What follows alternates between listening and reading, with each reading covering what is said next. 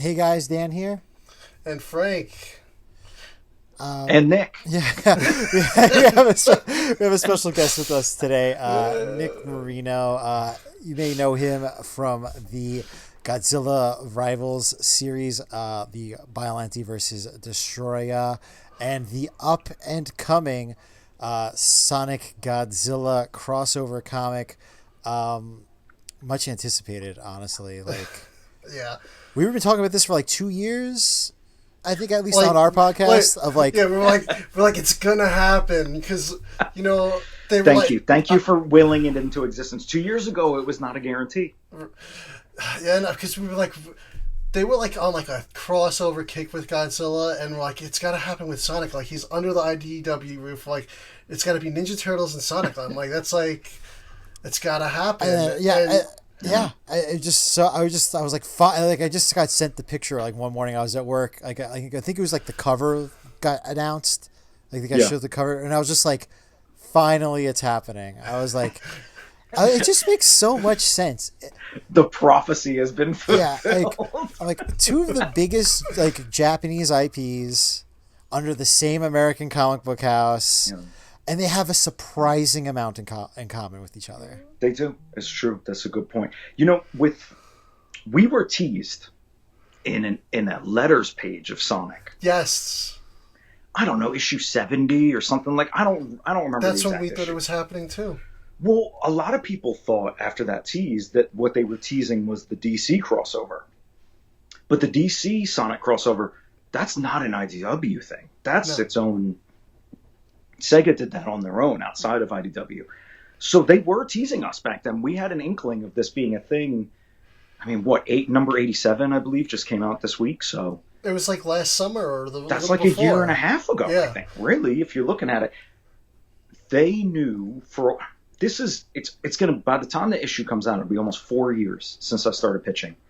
And we kind of knew 2-ish years ago, year and a half ago for sure, that I believe it was around the time that my editors Tia and Bixie became the editors on Sonic, because there had been a big shuffle, and there was a time when David Marriott was the editor on both Sonic and Godzilla, and when he left to go to Boom, the first thing I did was I emailed Tia and I'm like, hey, David and I have been working on this outline. I think he said it was good to go. Like, what do you think? And Tia was like, yeah, sounds great. And then Tia hit me back a day later and they were like, wait a minute. They were like, hold on, I don't know about this.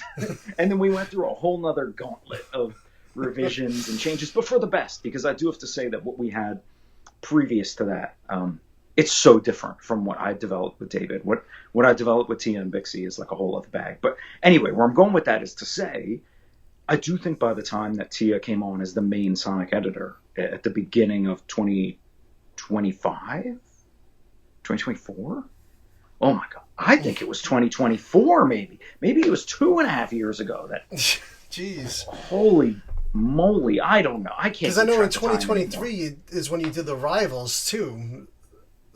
Like, well, at least when it came out. Yeah, you know what? I think Tia and Bixie have been my editors for 2.5 years. So I guess around the time that they came on, we kind of knew it was locked in, but it needed to be fixed. It wasn't a guarantee. There were no contracts until maybe a little bit over a year ago, something like that. So I think I finished writing the first issue around this time last year. So it had a long gestation period and went through many changes, but here we are with the mini series that was always meant to be soon to be in our hands, less than 1 month out as we speak. Yeah. The Monday was 1 month mark, so I was like, oh man, it's like we're right in that stretch there, and it's gonna be a really big month for Godzilla too. So it's crazy that this is one of the first comics of the month with Godzilla, and of course Sonic, Mm-hmm. Yeah, him too. So is this in the Sonic? This is more of a Sonic comic. So right? We are run out of the Sonic editorial office. The editor, Jake Williams, I have not interacted with him on this miniseries. We've talked about other things, And one of my big things was introducing Jake to Ron Lim, who I'm a super big fan of, old Silver Surfer artist of Infinity Gauntlet and Infinity War and Crusade. And Ron and I had a Godzilla pitch that I met Ron at WonderCon a couple of years ago, and Ron was like, I want to draw Godzilla. And I was like, I want to write for you, literally anything you want to draw, Ron. Like I have Ron tattooed on me. This is Ron Lim art. Oh my God. That's I was awesome. like, oh my God, like Ron, yes, please, let's do this. So we pitched Jake some stuff. So Jake and I colored a book, but half colored a book, Monster Island Summer Camp. Yes. And so I knew Jake from, there you go. Yeah. I have it and the hardcover. Yeah, thank you, Dan. Yeah, thank you. The hardcover is beautiful. It's so nice. I wish they did a IDW great was still job on doing that. more of those. They're so beautiful. They are doing more, but they I are? don't know. I see it in the solicits all the time on the PRH Comics site, but I think maybe they're not like for the direct-to-consumer. Verse America ones, I think. Right. Verse America is doing it, yeah. So I knew Jake from finishing up Monster Island Summer Camp because Jake came on at the end of it, and so I was like, I really want to do this project with Ron. Unfortunately, we couldn't get that going. It was very much in the vein of what they're doing now for the Monster Piece offshoots. Oh, okay. And there was a time when it looked like maybe we were going to be... I think we were kind of the first thing that was eyed up for that. But ultimately, I don't know. Jake didn't tell me, but ultimately, obviously we didn't get picked up for that. But I introduced Ron to Jake. That was great. Ron's doing the cover for the San Diego exclusive of the Godzilla vs. San Diego book, so I love to see it. But this is really a Sonic jam. But it was okay because, thankfully, having background on a couple of Godzilla projects, writing my own, coloring the one, and then my ex, Rosie Knight, I was through the process with Rosie writing her own issue of Godzilla Rivals. I kind of knew what I was getting into on that side. I, for the most part, I knew what they would say yes or no to. Almost. So yeah, it's in Sonic's world. It's in the Sonic art style, which was kind of always the idea. There was a time when we thought we would do two styles. Oh. So the earlier drafts of this, my dream was to send Sonic to Godzilla's world. And in that world, it was up for debate what Sonic would look like. David was like, Sonic has to always be in the Sonic style. And I was like, but? And David was like, no. And I was like, please. Like, can we do a hyper-realistic... You do the Sonic movie style. Yeah, the original one before they fixed it. Yeah, Ugly Sonic. One. So my dream version of it was my old pal Sophie Campbell. I was like, what if Sophie drew Godzilla's world and drew Sonic there? And David was like, Sega won't go for that. And I was like, please. And David was like, I'm just being real. Like, they're just not.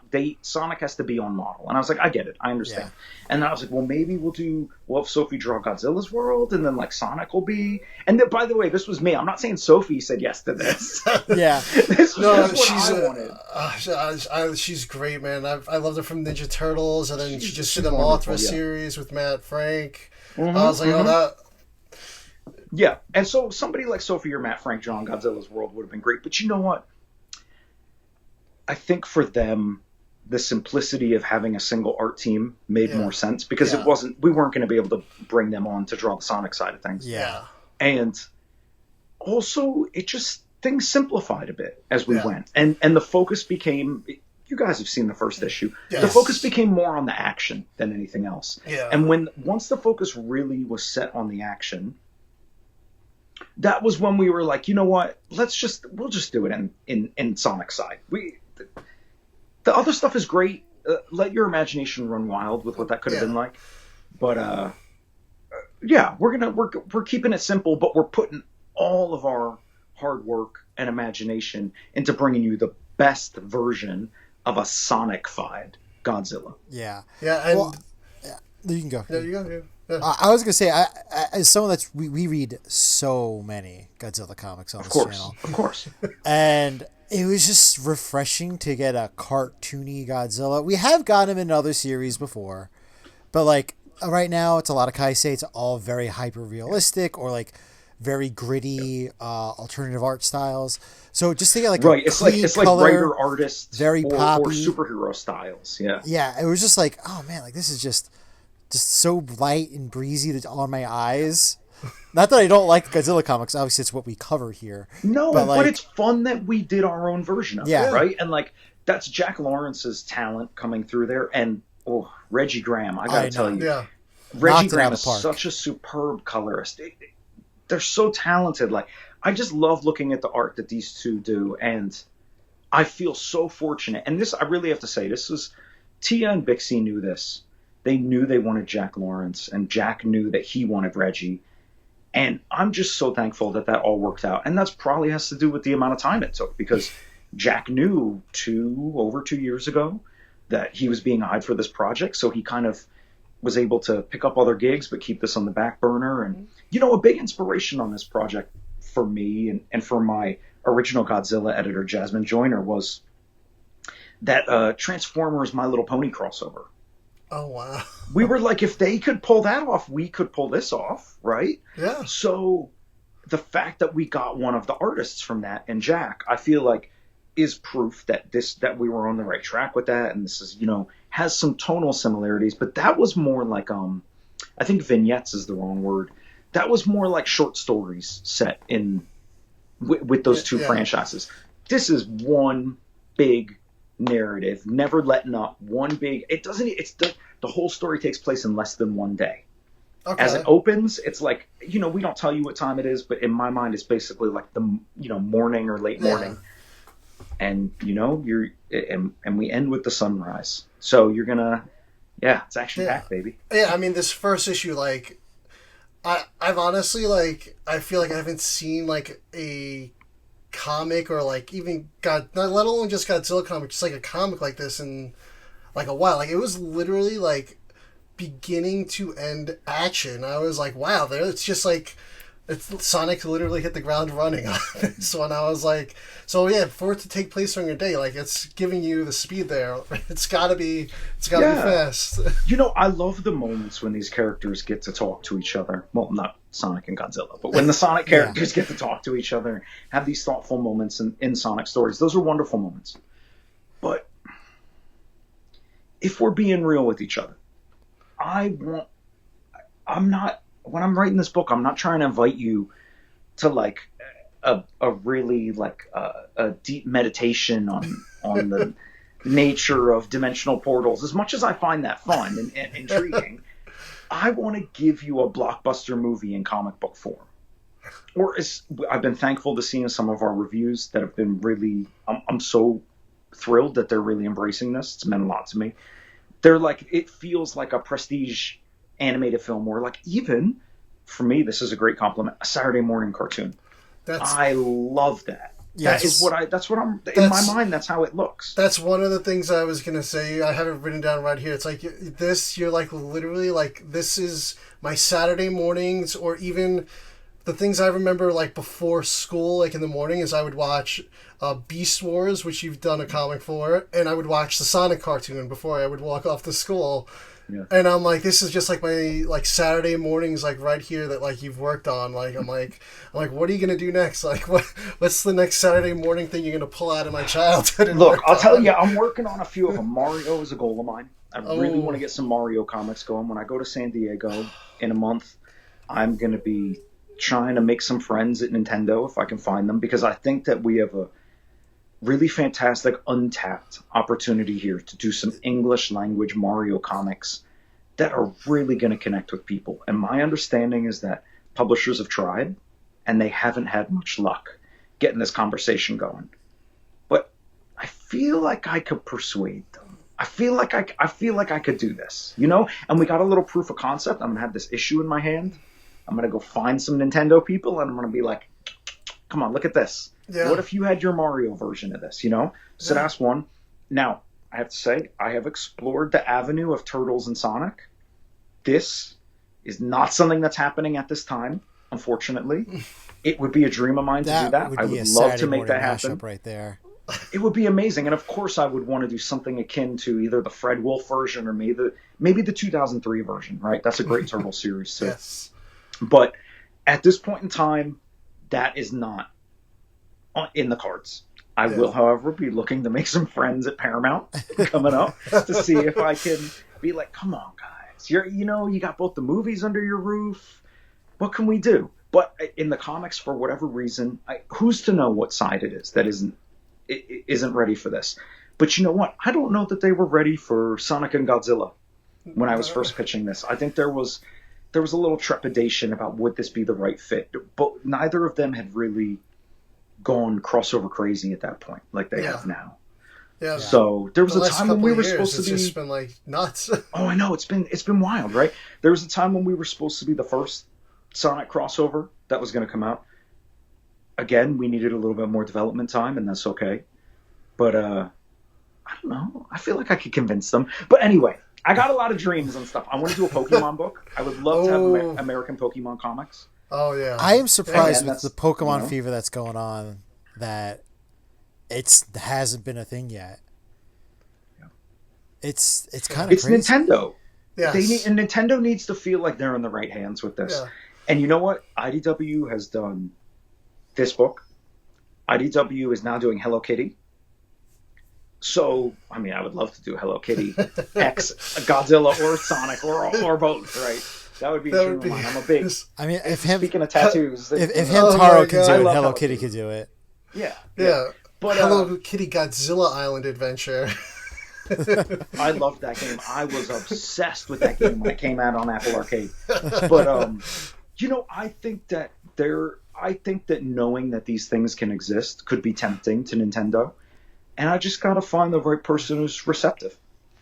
Yeah. That's the big thing. I mean, it's a no-brainer. I mean, why not? I know. Yeah, exactly.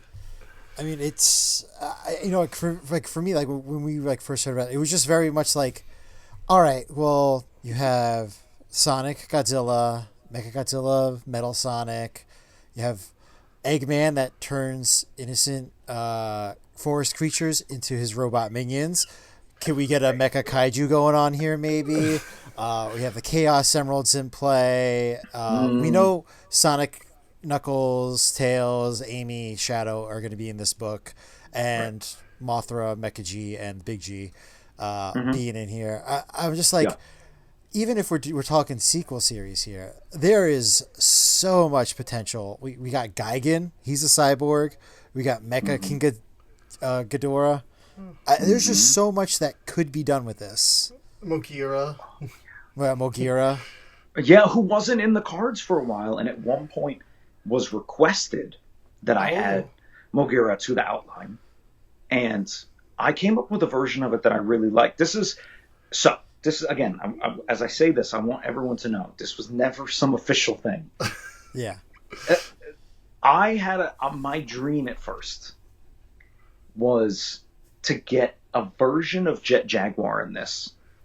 Of course. Almost like a dystopian Jet Jaguar, where Jet Jaguar was used as like a ship instead of being like a sentient entity. All right. On his own. Or its own, sorry. Can't say he. But that didn't work for everyone. And I totally get why that wouldn't work. But Mogira came up as we can't use Jet, but, and there was a very extensive version of this where Mogira was splitting up, half on Angel Island, half in the air, doing all kinds of cool things. But eventually we simplified. We moved from Angel Island to Station Square at Sega's request, which was a great request. So I really can't fault it. It was very smart to bring in a Metropolis as opposed to just being in a... Angel Island's a tough thing. It's kind of ruinsy, ancient-y kind of vibe, and it's cool, but it's also got limited space. Plus, they don't really want to see stuff get too destroyed there because they like to preserve. That's Knuckles' special space, Yeah. And if you're reading the books right now, I didn't know this at the time, but if you're reading the books now, they got other plans for stuff that's happening. This week's issue was really focused on them being on Angel Island. So we couldn't have come out concurrently. It would have been too confusing with that kind of thing. But, Mogira was a pretty big part of it for a while until Mogira wasn't. No, I I forgot where I saw it. I don't know if it was like on a wiki or if it was on an article, but you wanted to use the Showa Mechagodzilla originally, and they insisted the Heisei one. What is that your favorite? That's personally my favorite Mechagodzilla. I just love Showa Mecha G. Me too. What's not to love? Like, that's my favorite film. Is the first one, and I really wanted to use that version of the character. I love the finger missiles. I love the rainbow space beam. I love that Showa Mecha G sort of looks rubbery as opposed to metallic because of the nature of the suit and the design. Yeah. I think it's really fun. It makes the character look very exotic, and I think that's cool. And I did write the outline as that, and I wrote the first issue as that. And at some point in there, Toho was like, oh, wait a minute. What were we thinking? So Jack Lawrence penciled our first issue, inked actually probably, our first issue with Showa Mechagodzilla. Wow. And then Toho was like, whoa, wait a minute. Because ultimately, as we've seen in a lot of the stuff they do, they just prefer to Heisei stuff. That's just kind of, that's what a lot of their merchandise is based on. It's their sort of default design for a lot of the characters. Not always. There are always exceptions. But in this case, because they wanted this to be open to the widest range of people who might not even really know the Godzilla characters very well.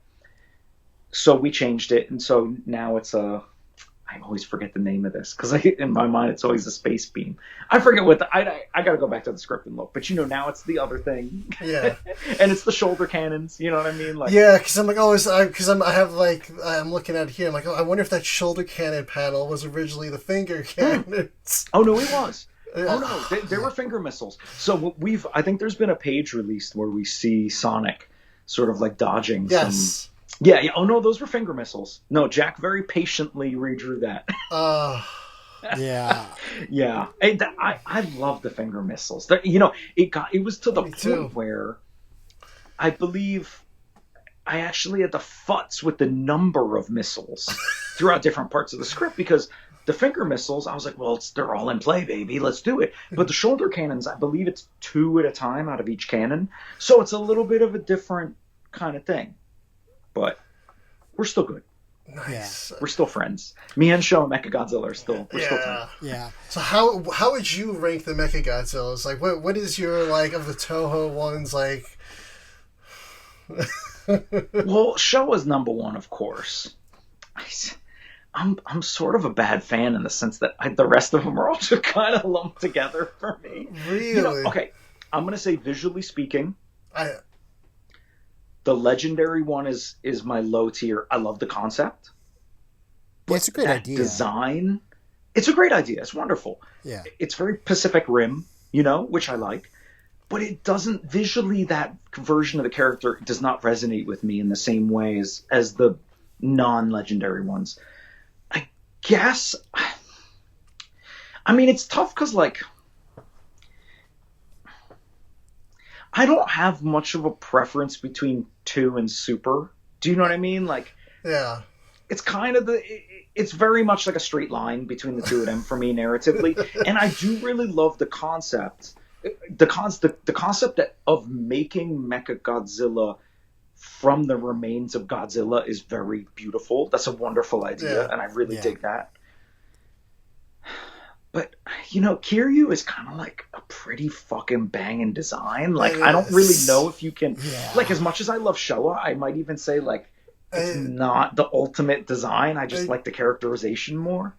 Yeah, I would say that's exactly very how accurate. I feel. If they could have somehow fit Kiryu into a Godzilla skin suit and then have recreate that reveal, it wouldn't work in Millennium Age, though. It just wouldn't make any sense. But like that reveal in that first movie of just like the metallic, and then like him, oh man, jeez, and he just burns off the whole suit and he's there. You can never recreate that moment. No, you really can't. Yeah, we're blessed to have so many great incarnations, and that I have to say, our fandom, we're really good at embracing it. We embrace all of it. It's like they each have their own place, and it's 100%. Yeah. That's the only one we haven't embraced is Mechagodzilla City. if they would have actually given us the actual design of that Mechagodzilla, it would have been kind of cool. But they're like, no, you don't get that. That's just in like 3 seconds of security footage, and you're getting some metal spikes. that series, that Godzilla Earth series, was just a goldmine of absolute brilliant ideas with the worst execution I've ever seen in my entire life. I really appreciate what they're trying. You gotta love when they take a big swing. Yeah, there's nothing wrong with that. But I just really appreciated what they were trying, but I think I fell asleep for 2 of those 3 movies. Yeah, and I really did like them. Like, I thought, like, the story themselves, I like a very human orientated Godzilla story. I don't need the big action here and there. Like, it's great. I mean, that's why I'm a fan, is the great big action. But, like, I really do appreciate a fantastic human plot, which is why I love your Biollante Destoroyah story. Thank you. That's so kind of you. It was so much attention to those human characters. It was really like a nice plot.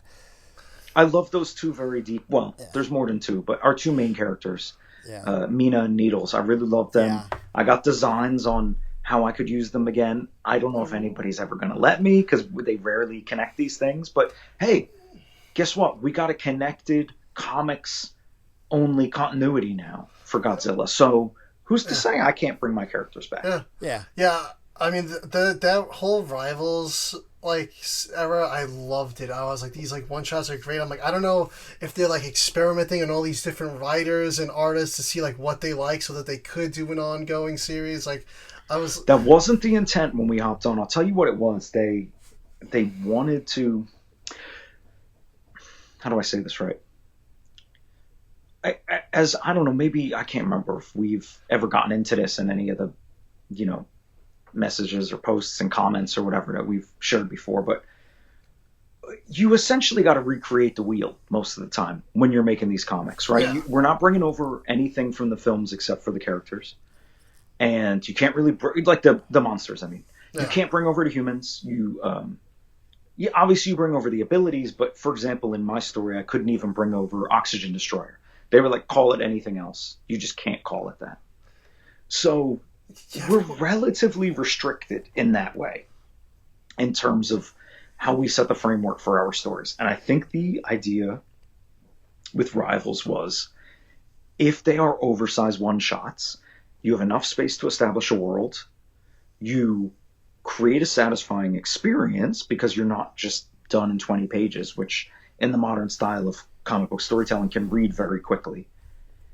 And if we stack these one on top of another, it's going to feel like you're constantly getting a taste of different worlds, different, realities. And I think of them, when I sell the trade paperback to people, I say, it's like mini movies. You're getting, in this collection here, you're getting 4 mini Godzilla films that you never thought you would see. And it was really fun to do it. And I think that especially once editor Jasmine Joyner took over, you were getting to see some quite distinct takes on the character. Because I think that's what Jazz's taste was in the, the artists and writers that they were seeking out to work on those books. And for me, it was a really fun time to work on things. I really didn't, they just kind of let me run wild. I didn't have too many notes. A lot of those stories were like really fun. They were just like, it was like, wow, they're going for it. Like, they were all really just like all out, like you said, like a mini movie packed into those books. Yeah, that is a great way to put. I never like thought about it that way, but that is like, it's almost like you're getting like a monster movie marathon in that book. Yeah, it really is when you sit down and read the collections. And I was able to get one little connection in, which is a character. So in the series, right before my issue came out, I believe it was the space elevator one. Oh, Rodan versus Ebera. Yes. Thank you. That was and a really good one. James wrote that. Yeah, and because the editor, Jazz, was from the part of SoCal where I am in this area here. And so a lot of my friends ended up working on those stories. And James F. Wright, who I'm very close with, wrote that one.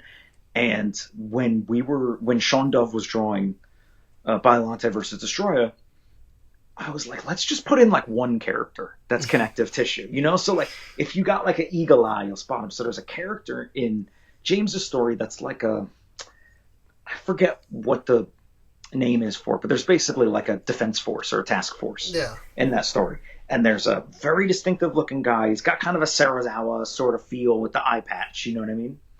And but it's the other eye.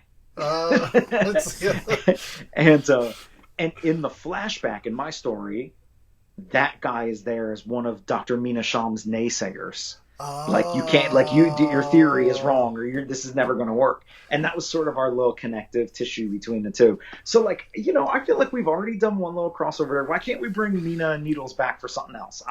I got dreams. You know what I mean? I really was like so upset when they ended the Rivals. I was like, oh, I really like these.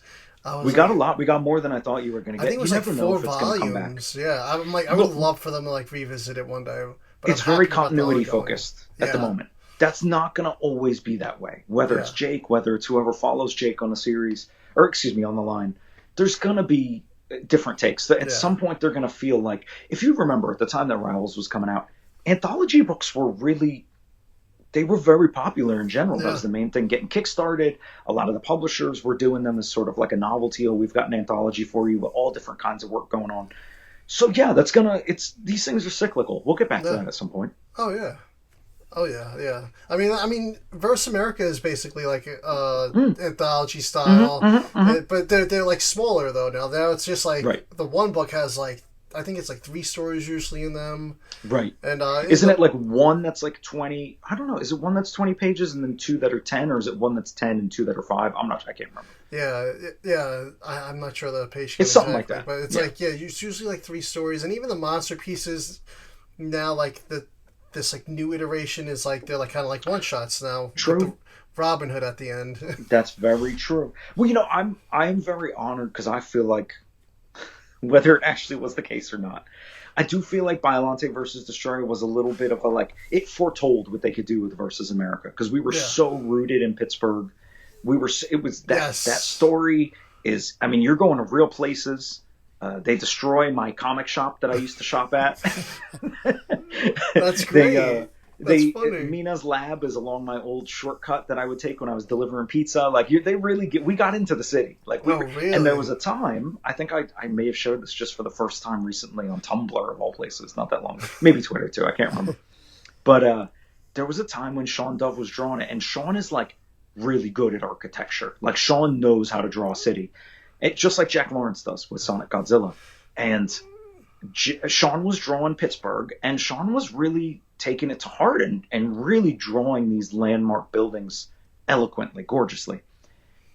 And there was a little concern that maybe it was too faithful because you can trademark a building, which I didn't know. Oh, no. And they were worried that maybe this would sort of, I think they realized... I don't know if they realized it through us or through other circumstances that this wasn't really going to be an issue, or maybe there's no need to litigate it, because it's like, we're not like, you're not really profiting off the use of this building. You know what I mean? It's just it's in a panel getting smashed. Yeah, right. But I finished my story at PPG Place, which is a really distinctive castle-looking building made out of mirrored glass, and they were a little bit worried that was going to be too on the nose, really? But we did it, and I made a couple of zines that really showcased the city's use in the story. One that showed the real life locations next to the one of really cool. Mina's lab is where I used to go get frozen yogurt. No, that's amazing. Really? Because it was a really important spot to me and my ex. We used to go there and get frozen yogurt there all the time when I lived in Pittsburgh. So cool. I lived right down the street from there, so we got all that stuff in there. The place in the beginning where she's going to buy her the juice, her boba, her juice, her Biollante juice.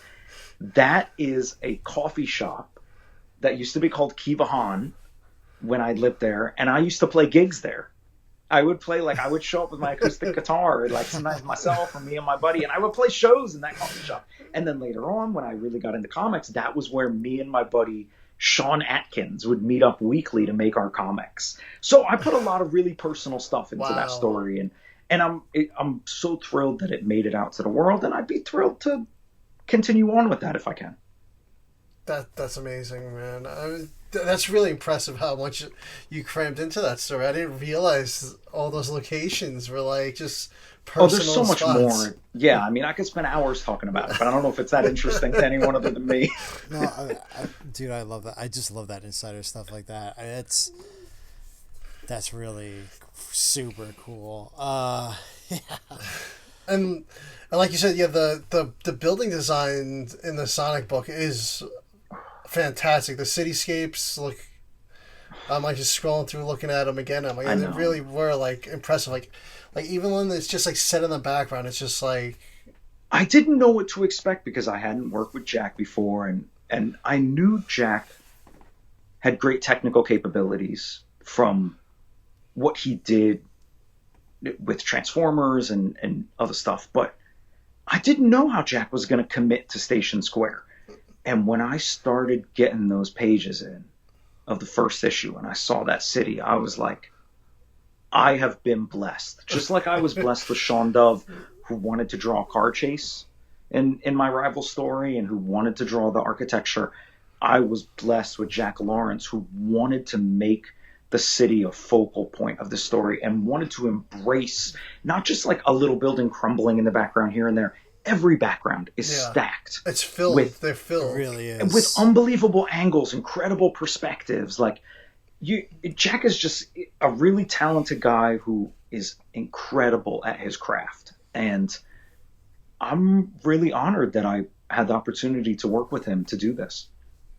Yeah, I mean, just, I as you're talking, I'm like scrolling through the pages here, and it's just like, yeah, building after building, the design, and like the great thing is you never feel lost in the city. No, never. Like you're like like kind of like where he is, and like, okay, like this is happening here. That's what's going on over here, and it's just really like. Well, I gotta say, it was very technical in my script with some of this stuff too. Not everything, granted, but I drew a really bad map for Jack, and I was like, look, here's the map, because after I did my rival story, which I basically wrote based on the map of the real city, I needed to know where all our different... You haven't even seen where they're going to yet, right?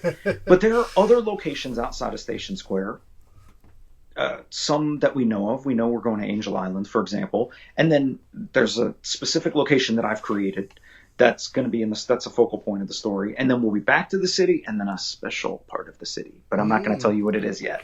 One that I cannot wait to see. In fact, I haven't had a chance to read all of it yet, but I've got the first lettered proof of Sonic Godzilla #4 in my emails today. So after we finish up, nice. I need to go read that and give notes on it. And I think I'm going to maybe get to see my first little tease at this special part of Station Square that I really can't wait I can't wait to see what Jack does with it. But anyway, where I'm going with that is to say, I drew this terrible map.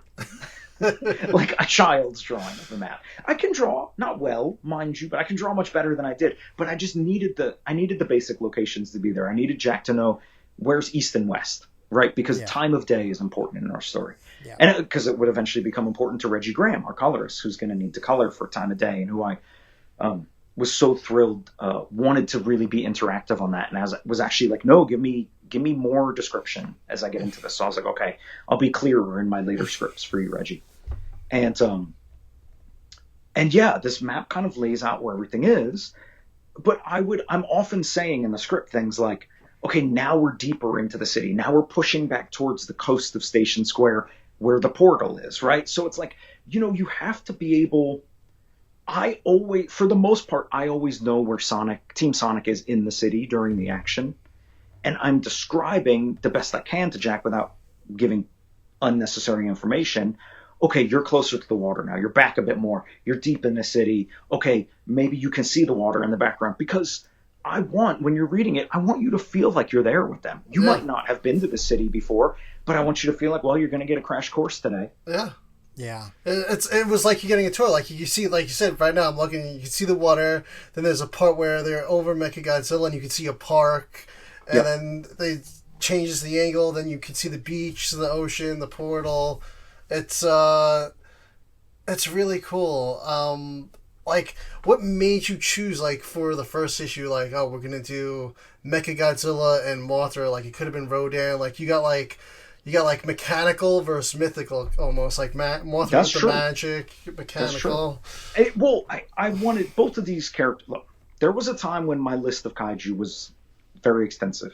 There was even a time, bringing it back to the controversy that's erupted recently, there was a time when they were going to change size. This was, again, never approved by anyone. This was just an idea of something we were trying. Editor Jasmine Joyner was like, well, it's going to be tough to get them all through there. Maybe they come through weird sizes because it's a portal. And I was like, cool idea. Let's try it. Eventually, we realized that was a no-no. I don't know how straightforward that idea was brought to Toho, but I just think we all kind of generally realized at some point, whether it was once David was Godzilla editor or Jazz, I can't remember, but we all kind of realized, like, no, that wasn't going to go. But where I'm going with that is to say that at that time, when they were going to be a little bit smaller, maybe, it seemed like it would be easier to bring more in. But here's the trickiest thing. Sonic is, probably comes up to, like, my ribs or something like that, or maybe my waist, right? Godzilla is like, we've got technical measurements. I don't know if either of you guys can pull the numbers out right off the top of your head. They're all over the place. They are. Depending on the version. But, like, for what we have, which is essentially, I don't know how close you feel this is to Heisei, but that's the idea behind this. This is Heisei Godzilla. Godzilla's what, like 200 times the size of me, 2,000 times, I don't know, something crazy like that. You've got to really play around with perspective to make them visible in the same frame. And if you're starting to pull in so many kaiju, that could become really tricky, So, and I think the concept was, and it was actually Sega who was most passionate about this. They were like, let's really try to focus on a greatest hits roster here, because we don't know if this is somebody's first exposure. We want to keep this very. Yeah. Whereas the ongoing Sonic comic is quite lore heavy. This is not lore heavy in any way whatsoever. Yeah. If anything, this is lore simplified, right? And just to make it an easy reading experience for all kinds of readers. Not to say that we don't respect the lore and we're trying to keep our characterizations consistent. You have to put on that disclaimer. But where I'm going with that is, ultimately, we ended up with a relatively streamlined kaiju cast. And Mechagodzilla had to be there. Very plot important. We could have done a character different than Mothra. We could have done, Ghidorah. We could have done Rodan. We could have, we have so many great options there for an air-based character, which I knew I wanted, because there was a lot of air-based action. I wanted to have like and that's why, Mogera would have been great, because that's with the half that sort of burrows, that would have been really fun to play with, sort of air and ground. I was kind of going for contrast there. But once we moved away from that particular, it's not a kaiju exactly, but you know what I mean. Once we moved away from that Toho creation being a major part of it, I was like, well, I do want the mechanical and the mystical elements to be there. And what's kind of great is that, let's put it in terms of Pokemon, right? Godzilla is basically like a normal Pokemon. Like, which is to say, not that Godzilla isn't special. Godzilla is obviously special, but Godzilla, or maybe a fighting Pokemon, if you will, right? But like, Godzilla's characteristics are not necessarily mapped to one specific element or the other. Godzilla's often in the water, which is a humongous part of our story, but Godzilla can be just as effective on the ground as Godzilla can be on the water, right? Yeah. This is not we're not in a Bulbasaur situation here. Yeah. But I knew I wanted a flying type, and I knew I wanted a steel type, if you will, right? And our best flying type, I'm sorry, I just love Mothra. Yeah. Mothra's just such a great character. It's the year of Mothra, so it is perfect. Well, it is, you're right. It is, yeah. We just wrapped up our review of Mothra, Rebirth of Mothra 3, which was our fourth Mothra movie in a row that we've reviewed. And, that's a cool one. Yeah, and I'm just happy that, a lot of times Mothra pops up and stuff, and it's kind of like the feeder kaiju to Godzilla. He's like the wharf. He's there to get beat up. Oh. This Mothra is issue 1 is putting in work. He ain't no pushover. Oh. This Mothra, I loved. I was so thankful that I could write this character in here and do it the way I did it. With really, Toho was very open to the characterization I wanted to do. And something that was important to me, knowing the sort of mission statement for this, where it's like, we're going to try and we want this to resonate with all different kinds of Godzilla fans across the spectrum of, you started in the 70s, you started in the 50s, maybe, I don't know, maybe we got some really cool, boomers picking this up, but it's for everyone. But we want this to be like, whatever version you started with, you're going to feel familiarity with this version. Yeah. And to me, for Mothra, that means this isn't just Mothra as a hero. This Mothra is dangerous. And you're going to see that throughout the series, especially in our second issue. Mothra's really going off in issue 2. Like, and as you've seen by the end of issue 1, not too heavy on the spoilers, but like, Mothra's messing things up. This is not like, this isn't Mothra here to like make you smile and feel good. This is like, this Mothra's dangerous. Mothra's here to fight. Yeah. Exactly. And I see all these kaiju as being that way. Yeah, which is what I love to see out of a Mothra, because it gets like a little, like the legendary one, like they did a great job making that one feel aggressive when it needed to be. I thought the design on that one was also really cool. I like a Mothra with legs. No, it was. That's probably my favorite. The King of the Monsters is probably that one hits for me. Yeah, that, and I love the Showa one, and then the Rainbow Mothra. Oh yeah, I didn't mean in general. I just meant out of the legendary series. King of the Monsters really hits. Yeah, I think. But I love the Showa design. I don't know if Jack feels like he's drawing what version Jack feels like he's drawing here, but we do have a very colorful Mothra, so it does feel very much like that Mothra. The colors. It's a trilogy, right? There's not a fourth one in that series, is there? No, it's a trilogy, and then it has the one trilogy, right? From like the 60s. Yeah, and that's a very colorful. Well, I guess those markings are a little bit different, though, aren't they?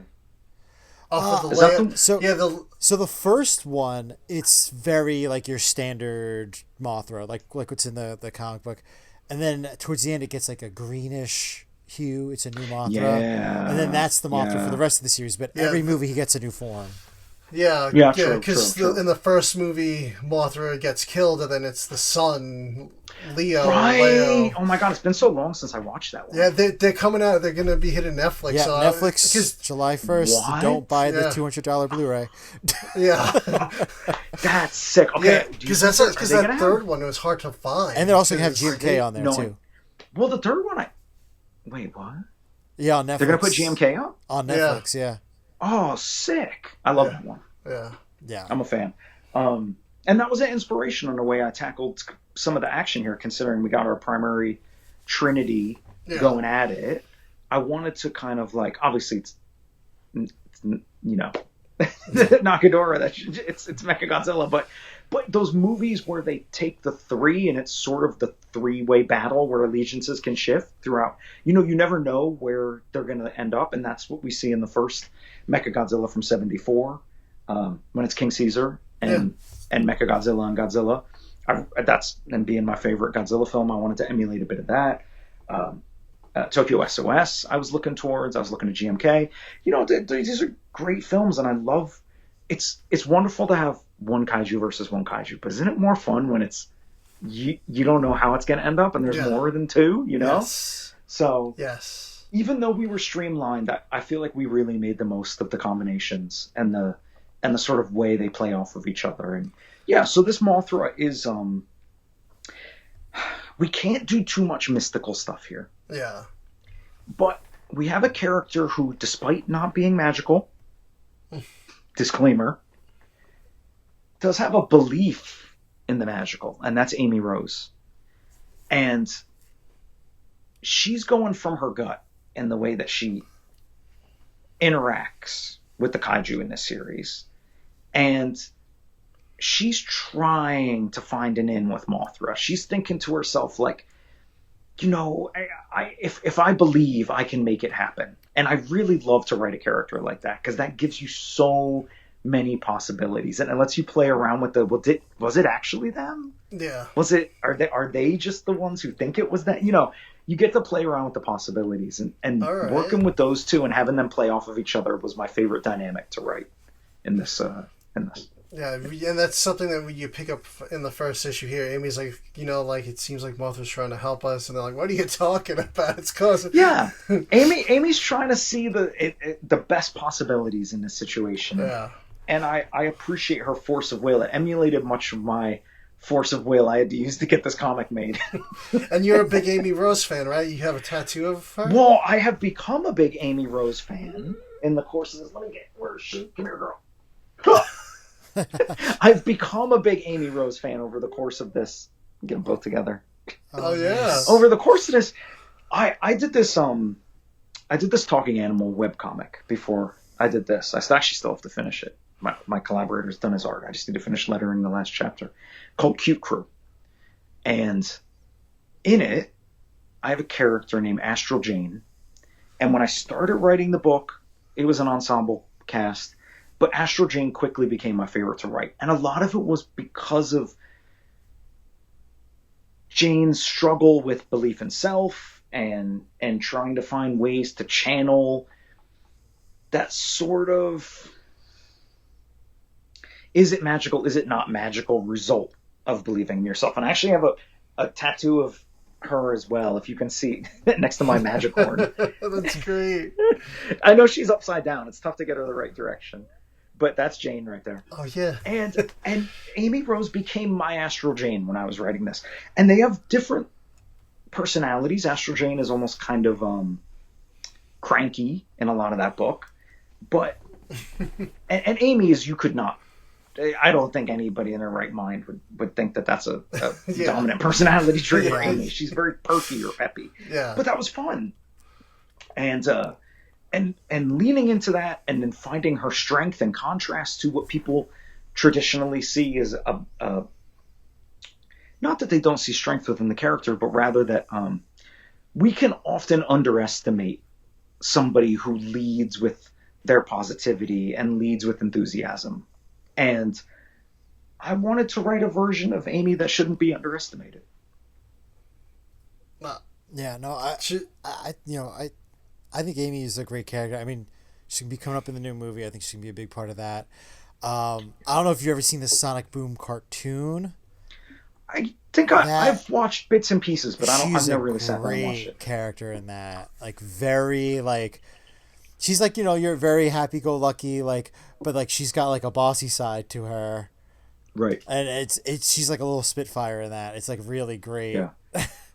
And, like, I think here she's our peacemaker here too. Like, she's not only trying to bridge the gap with the kaiju, but not everybody on Team Sonic is a great personality match. No. Sonic and Knuckles like to be beefing. Shadow never gets along with anyone. Yeah. So Amy's trying to do the best to. Amy's the glue here. You know? So and that was fun to write. A glue character is always special. And that really does come through in this first issue, because, like you said, we see her trying to, like, kind of, like, commune, be like, you ain't seen nothing yet. Yeah, wait till you get to issue 2. I went off on issue 2, and they let me do things in there that were so much fun to write. And when I was at my lowest point of feeling like this book might not happen after 2.5 years of development, 3 years of development. And I'm writing the script for the second one. Or let me say I'm deeply outlining the second one. And I found my in to Amy, and I'm really starting to find my version of the voice for the character. Writing those scenes in the second issue, that really got me through. I was like, that's my hope. If I just keep pushing on this, this is my thing that feels magical to me. And that got me through it. And now here we are. This is, we've been like you said, we've been like hoping willing this into existence. We're like, it's gonna happen. It's gonna happen. It took all of our hopes and dreams to make this happen. Yeah. Yeah, it was all the communal fanboys just willing it into existence. Yeah, and I've been so fortunate. Like, our Godzilla fans have been so receptive to it and cool with it, even though it is a bit different from what we've come to expect from the sort of tone that we've been getting from a lot of Godzilla stuff. And our Sonic fans, who are very particular and very enthusiastic, they're feeling the magic. They're feeling the hype. And I am so Yeah. thankful. I really could not be more thankful for everybody's enthusiasm for this. We're all a little bit, we all got a little Amy Rose in us right now for our excitement for this. And it means a lot to me because that's what I put into this. And I know that's what my collaborators have brought to it. And my editors, Tia and Bixie, and now Bixie and Riley, that's what everybody's bringing to it. And it's really great. Yeah, one of our buddies, like, he's not really like a big Godzilla guy, but he's like a big gamer, massive Mario fan, big Sonic fan. Like, even he was like, "Oh, this is so cool." He's like, "I can't believe this is happening." Like, he was actually one of the first people to send it to us. He probably might have even saw it before we did and sent it over. So I was like, "Wow!" I mean, yeah, he's for even him to be excited about it. It's really cool to see like all. I know, the it's fans very coming out on meaningful both to me. sides. And we've worked really hard to make sure that it lives up to. You never know until the book comes out, but we've worked hard to make sure it lives up to what people dream it could be. And there are some areas I wish we could have done things a little bit different. Not that I think we didn't do it well, just that I know what people want to see, and I wish we could have been able to give them everything. But the real truth is, if everybody gives it a shot, and they even if they're not seeing exactly what they want off the bat, we are going to take you for a fun ride. And it's, even if you picture some very specific moments, look, the real truth is we can only hit so many of those. Oh, exactly. I'm feeling really good about how our first issue has performed in retailer orders, and we'll see. Maybe there's nothing so far in terms of talk about this, but I got a month between now and San Diego, and I hope for somebody to bring up sequel. I mean, other than me, I've brought it up a million times. I hope for somebody internally with IDW to say, yeah, we got sequel potential here. Let's see what you want to do, because I've got an outline whenever they're ready to look at it. And I know it's probably not what the finished product will be like, but we're going to put a lot more stuff in there and a lot of surprises in there. I think things that maybe you hadn't even dreamed we could do. So with this series, was there like anything that was off limits, like any Toho Kaiju, any Sonic characters? There's so many things that are off limits. There are always you're always going to have something that's off limits when you're writing a company's characters. There's nothing you can do about it. It's just the nature of it. On the Godzilla side, well, obviously Showa Mecha G was not something we could make happen. So that was something I had to reverse course on. My idea of using Jet Jaguar as a ship was something that they were not on board with. And again, I don't know if that was my editors at the time or if it was Toho. I don't know if Toho saw a version of it with that. It seemed like a cool idea, and they did eventually kind of do their own version of that with Starship Godzilla in a very different way. And shout out to my buddy Oliver Ono, who draws that book. He's doing a wonderful job. Fantastic! That book. He's so talented, such an unbelievable. We're going to be at San Diego together, so I'm looking forward to. When I first saw his work in Monster Island Summer Camp, and then like I was like kind of like stalking his website, and I saw like his robot work. I'm like, he's like the perfect guy for this. I'm like, his talent's off the charts. I mean, he hasn't even really, now he's done quite a few comics, but when he was doing Monster Island Summer Camp, that was like the longest thing he'd ever done, easily the most extensive thing he'd ever done. When he did with Rosie, my ex, when he did Rivals versus Batra, that was like his first thing that wasn't just like a short comic. Really? So the growth that he's had in the past, that's like 5 years? Unbelievable growth in terms of what he's had the opportunity to do with his storytelling, and his imagination is fantastic. And I'll tell you, he really brings so much heart to what he does, so much love for just art in general to what he does, that it's special.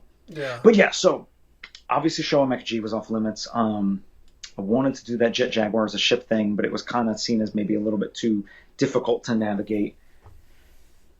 The size changing that we've done, which again, I don't know if that ever made it to Toho or not, but it wasn't really a logical concept. Did Toho have anything else that was... Well, as you know, they would prefer us not to have a character die. So there was a version of this where, look, Godzilla was never going to die, but there was a version of it where we sort of played with, is Godzilla dead? And I think that whether it was Toho or my editor, because you got to understand, I don't really have direct interaction with our licensors. You know, I get some notes directly from them, but most everything is related through my editor. So they were like, I think that's a step too far. Even implying for over the course of one cliffhanger that Godzilla might be dead is just not something that we are. That's not something we tend to do, right? Yeah. And not saying it can't be done, but they didn't feel like it was the right thing to do in this story, especially because this is quite like an all ages type. Yeah. Yeah. And it was going to be a whole thing like, Godzilla's, is Godzilla dead? We'll carry Godzilla out to the water and drop Godzilla out there.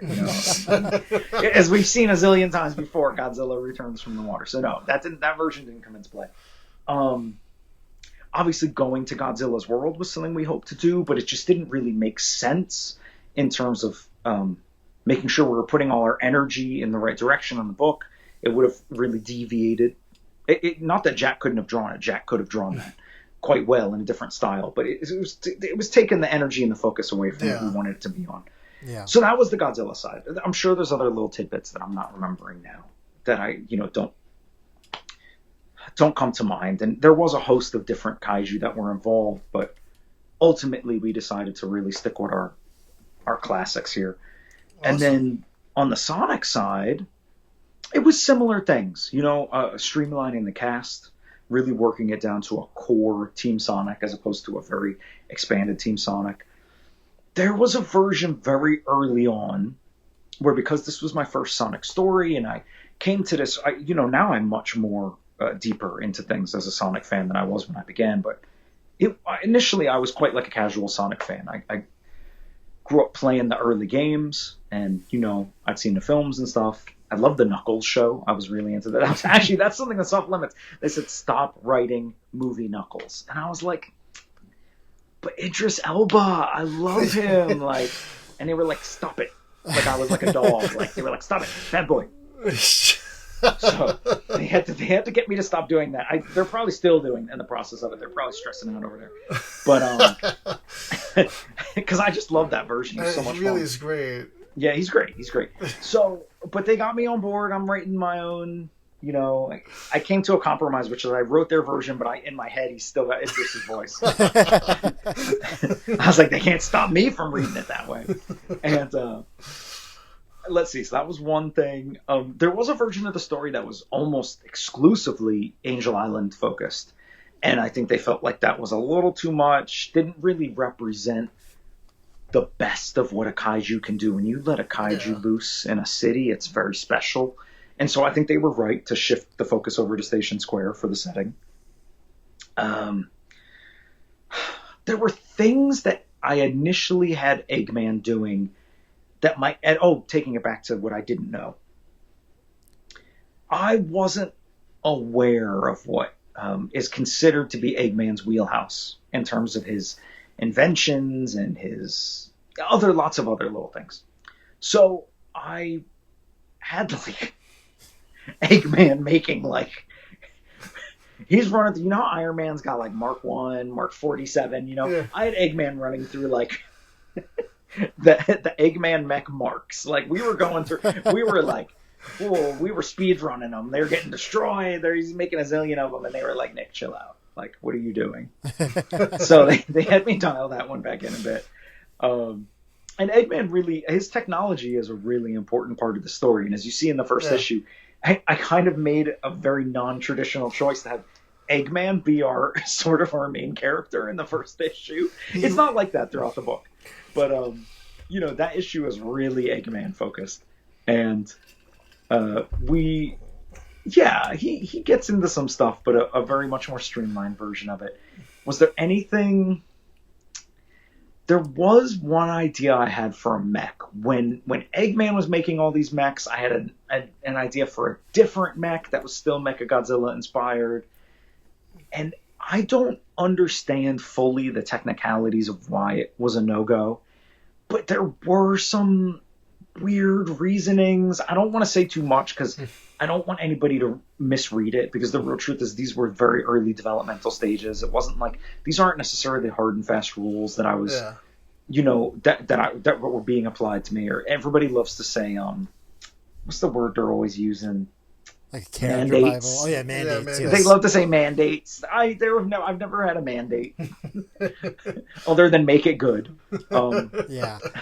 But Which I think with these crossover comics, one of the most important things is make the story great and don't focus too much on giving like fan service moments. Right. Obviously, you want to put those in there, but like important, a great narrative is always like the most important. It is. It's the most important, and especially if you want people to come to this fresh. You can't bog it down with too many little things where they're going to be like, like let's say Sarah from Milwaukee is picking this book up. Shout out to my close personal friend Sarah from Milwaukee. She knows Sonic. She's a really big Shadow fan. She got a Shadow t-shirt. She likes, Godzilla X Kong. You know what I mean? But she's not like coming into this like knowing every single reference, every single lore thing. I want her to feel just as at home in this story as I do for somebody who's read 300 issues of this stuff. And I do that by making characterizations that I'm doing my best that I know how to do to make them resonate with everyone who's reading this. I know it doesn't always feel that way, especially if you expect the Sonic characters to have a really quick, snappy rapport with each other from the jump. But we have to establish things in this. We have to establish... You got to say a character's name. I know it doesn't always feel natural, but Sonic's got to say Tails. Like you can't just like... That's just the basic of writing a comic. We're not back in the Claremont days. Not every time a character comes in am I like having a thought bubble where it's like, yes, here comes Miles Tails Prowler, flying my beloved Tornado, which I have gifted to him to be his own, even though it is my plane and it says Sonic on the side. Like, we're not doing all that stuff, right? Oh yeah. Oh my God. That's my biggest pet peeve with comics. Sometimes I could read a book at this point. Sometimes I'm like I could be reading a book. He was a master of making it like emotional. So a character would be thinking all that and be like, Miles, he's grown so much since when I first met Tails Prowler. And now look at him flying my Tornado effortlessly. I remember the first day we painted Sonic on the side. And now here, Claremont had a way of doing it that felt very special. Yeah. But, that's not the way we make comics now. And as much as I think there was a time, actually, I asked if I could use thought bubbles, and they said no. So there's a thing for you. Because I love thought bubbles. And they were going to be more for, personality things as opposed to exposition. Yeah. But even that, so I'll tell you something I didn't really do right from the start. I was overwriting Shadow. That was something I've had to learn how to do. And I still, even as of a couple of weeks ago, I'm getting reined in on how much and what Shadow is saying. So that was a learning curve for me. Because in my mind, I'm thinking of myself, well, if he's by himself in a scene, let's have him have a little internal monologue. I'm channeling my Nikki Claremont voice. Yeah. And they're like, nah, no. This is a hedgehog of a few words. So, that had to change. Now, I'll tell you something, and a lot of people have noted this. You guys are coming at this from more of the Godzilla side. So this isn't something that necessarily has been in a conversation as much. But we had a lot of fans who were disappointed about the lack of humans in Station Square in Sonic's world. This was never something that came up in the writing process. I'm sad to say. I was not very deeply invested on the species of our background characters. And our foreground characters were really focused on a streamlined version of Team Sonic and a streamlined version of the Kaiju. Yeah. And I, frankly, was just trying to make sure that they were greenlighting that stuff, as opposed to bringing in Gunn or something like that, which I know would have been a dream for some people. And I really do understand that stuff matters to them. And it matters to me because it matters to them. Yeah. Lord knows I've got my niche things that must be respected in certain franchises. But that was one of the things that actually nobody did turn us down. It wasn't something we really went to naturally. Maybe there is more to that I haven't been informed. But, we're just... we're focused on the main characters, and then I love the backgrounds. Yeah, no, I like fuzzies. I like the diversity of all the different like animal characters and everything. It was cool seeing like a city like that. Yeah. Oh, you know what's something I did that I think because these scripts have to be translated, right, to be put into other languages, and to give them the correct context. The descriptions also have to be translated as well as the dialogue. And something that Sega dinged me on, I did something that I used to do for one of my collaborators, Daniel Arudamasa, who I did a lot of work with. Daniel loved it when I put a side story into a comic.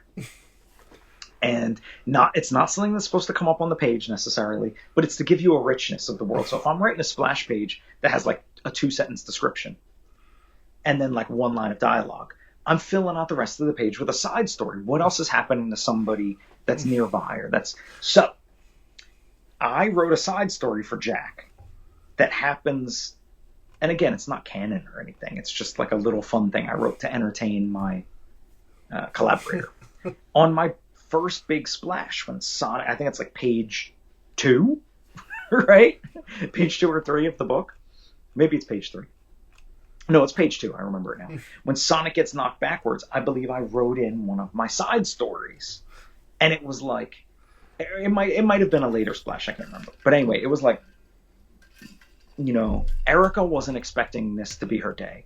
She'd finished up her job, she'd gone shopping, she bought a gift for her nephew because it was his birthday, and she's carrying the bag with the plushie in it on her way to give it to him. And she didn't expect shards of glass and metal debris to be raining down upon her as she's making her way to the train station in Station Square, something like that. And Sega was like, what? They were like, excuse me? They were like, what is going on here? And I realized Erica? I can't get too fanciful here. I was like, I got to stick to the essentials. So that was something I had to take out. Which I'm sure once the issue's out and everybody's read it, I'm sure it'll be fine for me to put that out if anybody cares about it. But again, I don't even know if our average reader cares about that kind of thing. That's hysterical. That's great. No, but I totally get the thought process though. Like you're setting like a little background scene. You're like, all right, this is what's going on for that person in the scene there, even though they have nothing to do with it. That's their story there. And I was like, really you don't have to show them, but maybe you do show her, and she's got her gift bag, and the plush is falling out. Like, I don't know. Like, that's up to you, Jack. I don't care. Like, I'm just writing this to make you feel like you're there right with them. But Jack is such a pro. Jack doesn't need that. Jack is always right there with them. Whether I wrote, the word explosion, or if I write, 10 paragraphs, Jack is there. No, he did a fantastic job with the art throughout this, and I really can't wait to see where issue 2 goes and what we're going to get with Shadow. Now, does Shadow have Keanu Reeves' voice in your head? No. Keanu's a tough one because it's like, I've been with Keanu for so long. That's true. Right?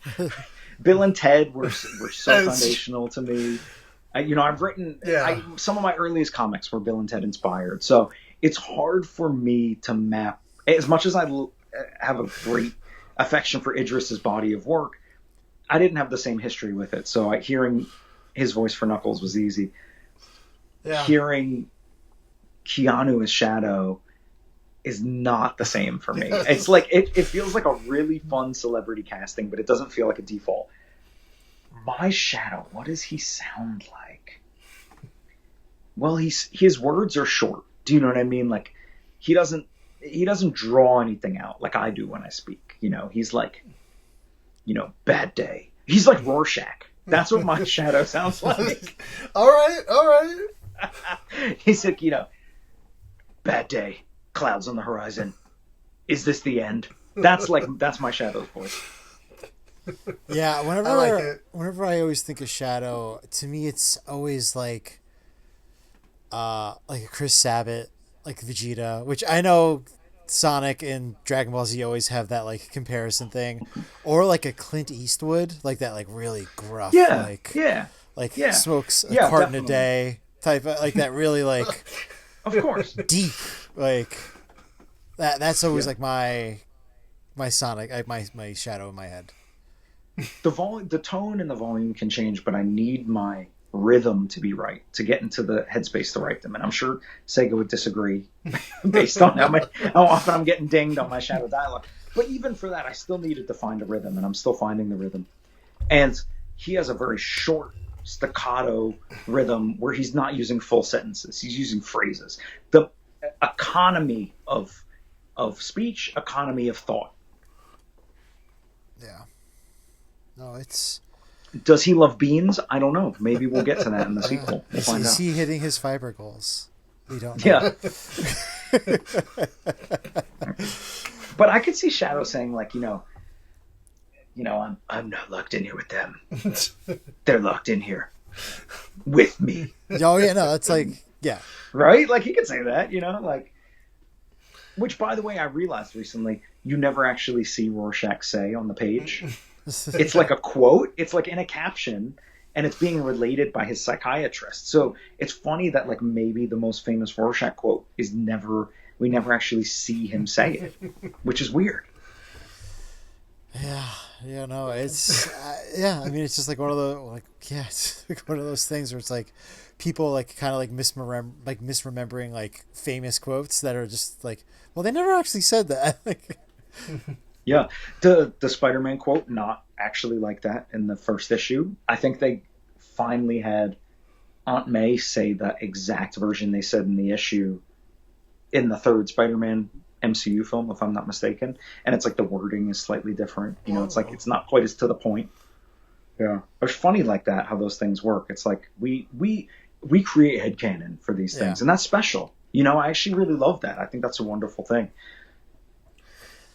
Is there what are you reading right now? Are you I'm sure you're into a lot of things. Like, do you like read a lot of different stories that like kind of help you get going on like other things? Do you have like a lot of inspirations or? My writing is mostly music fueled. Oh. I find myself often trying to make the perfect playlist or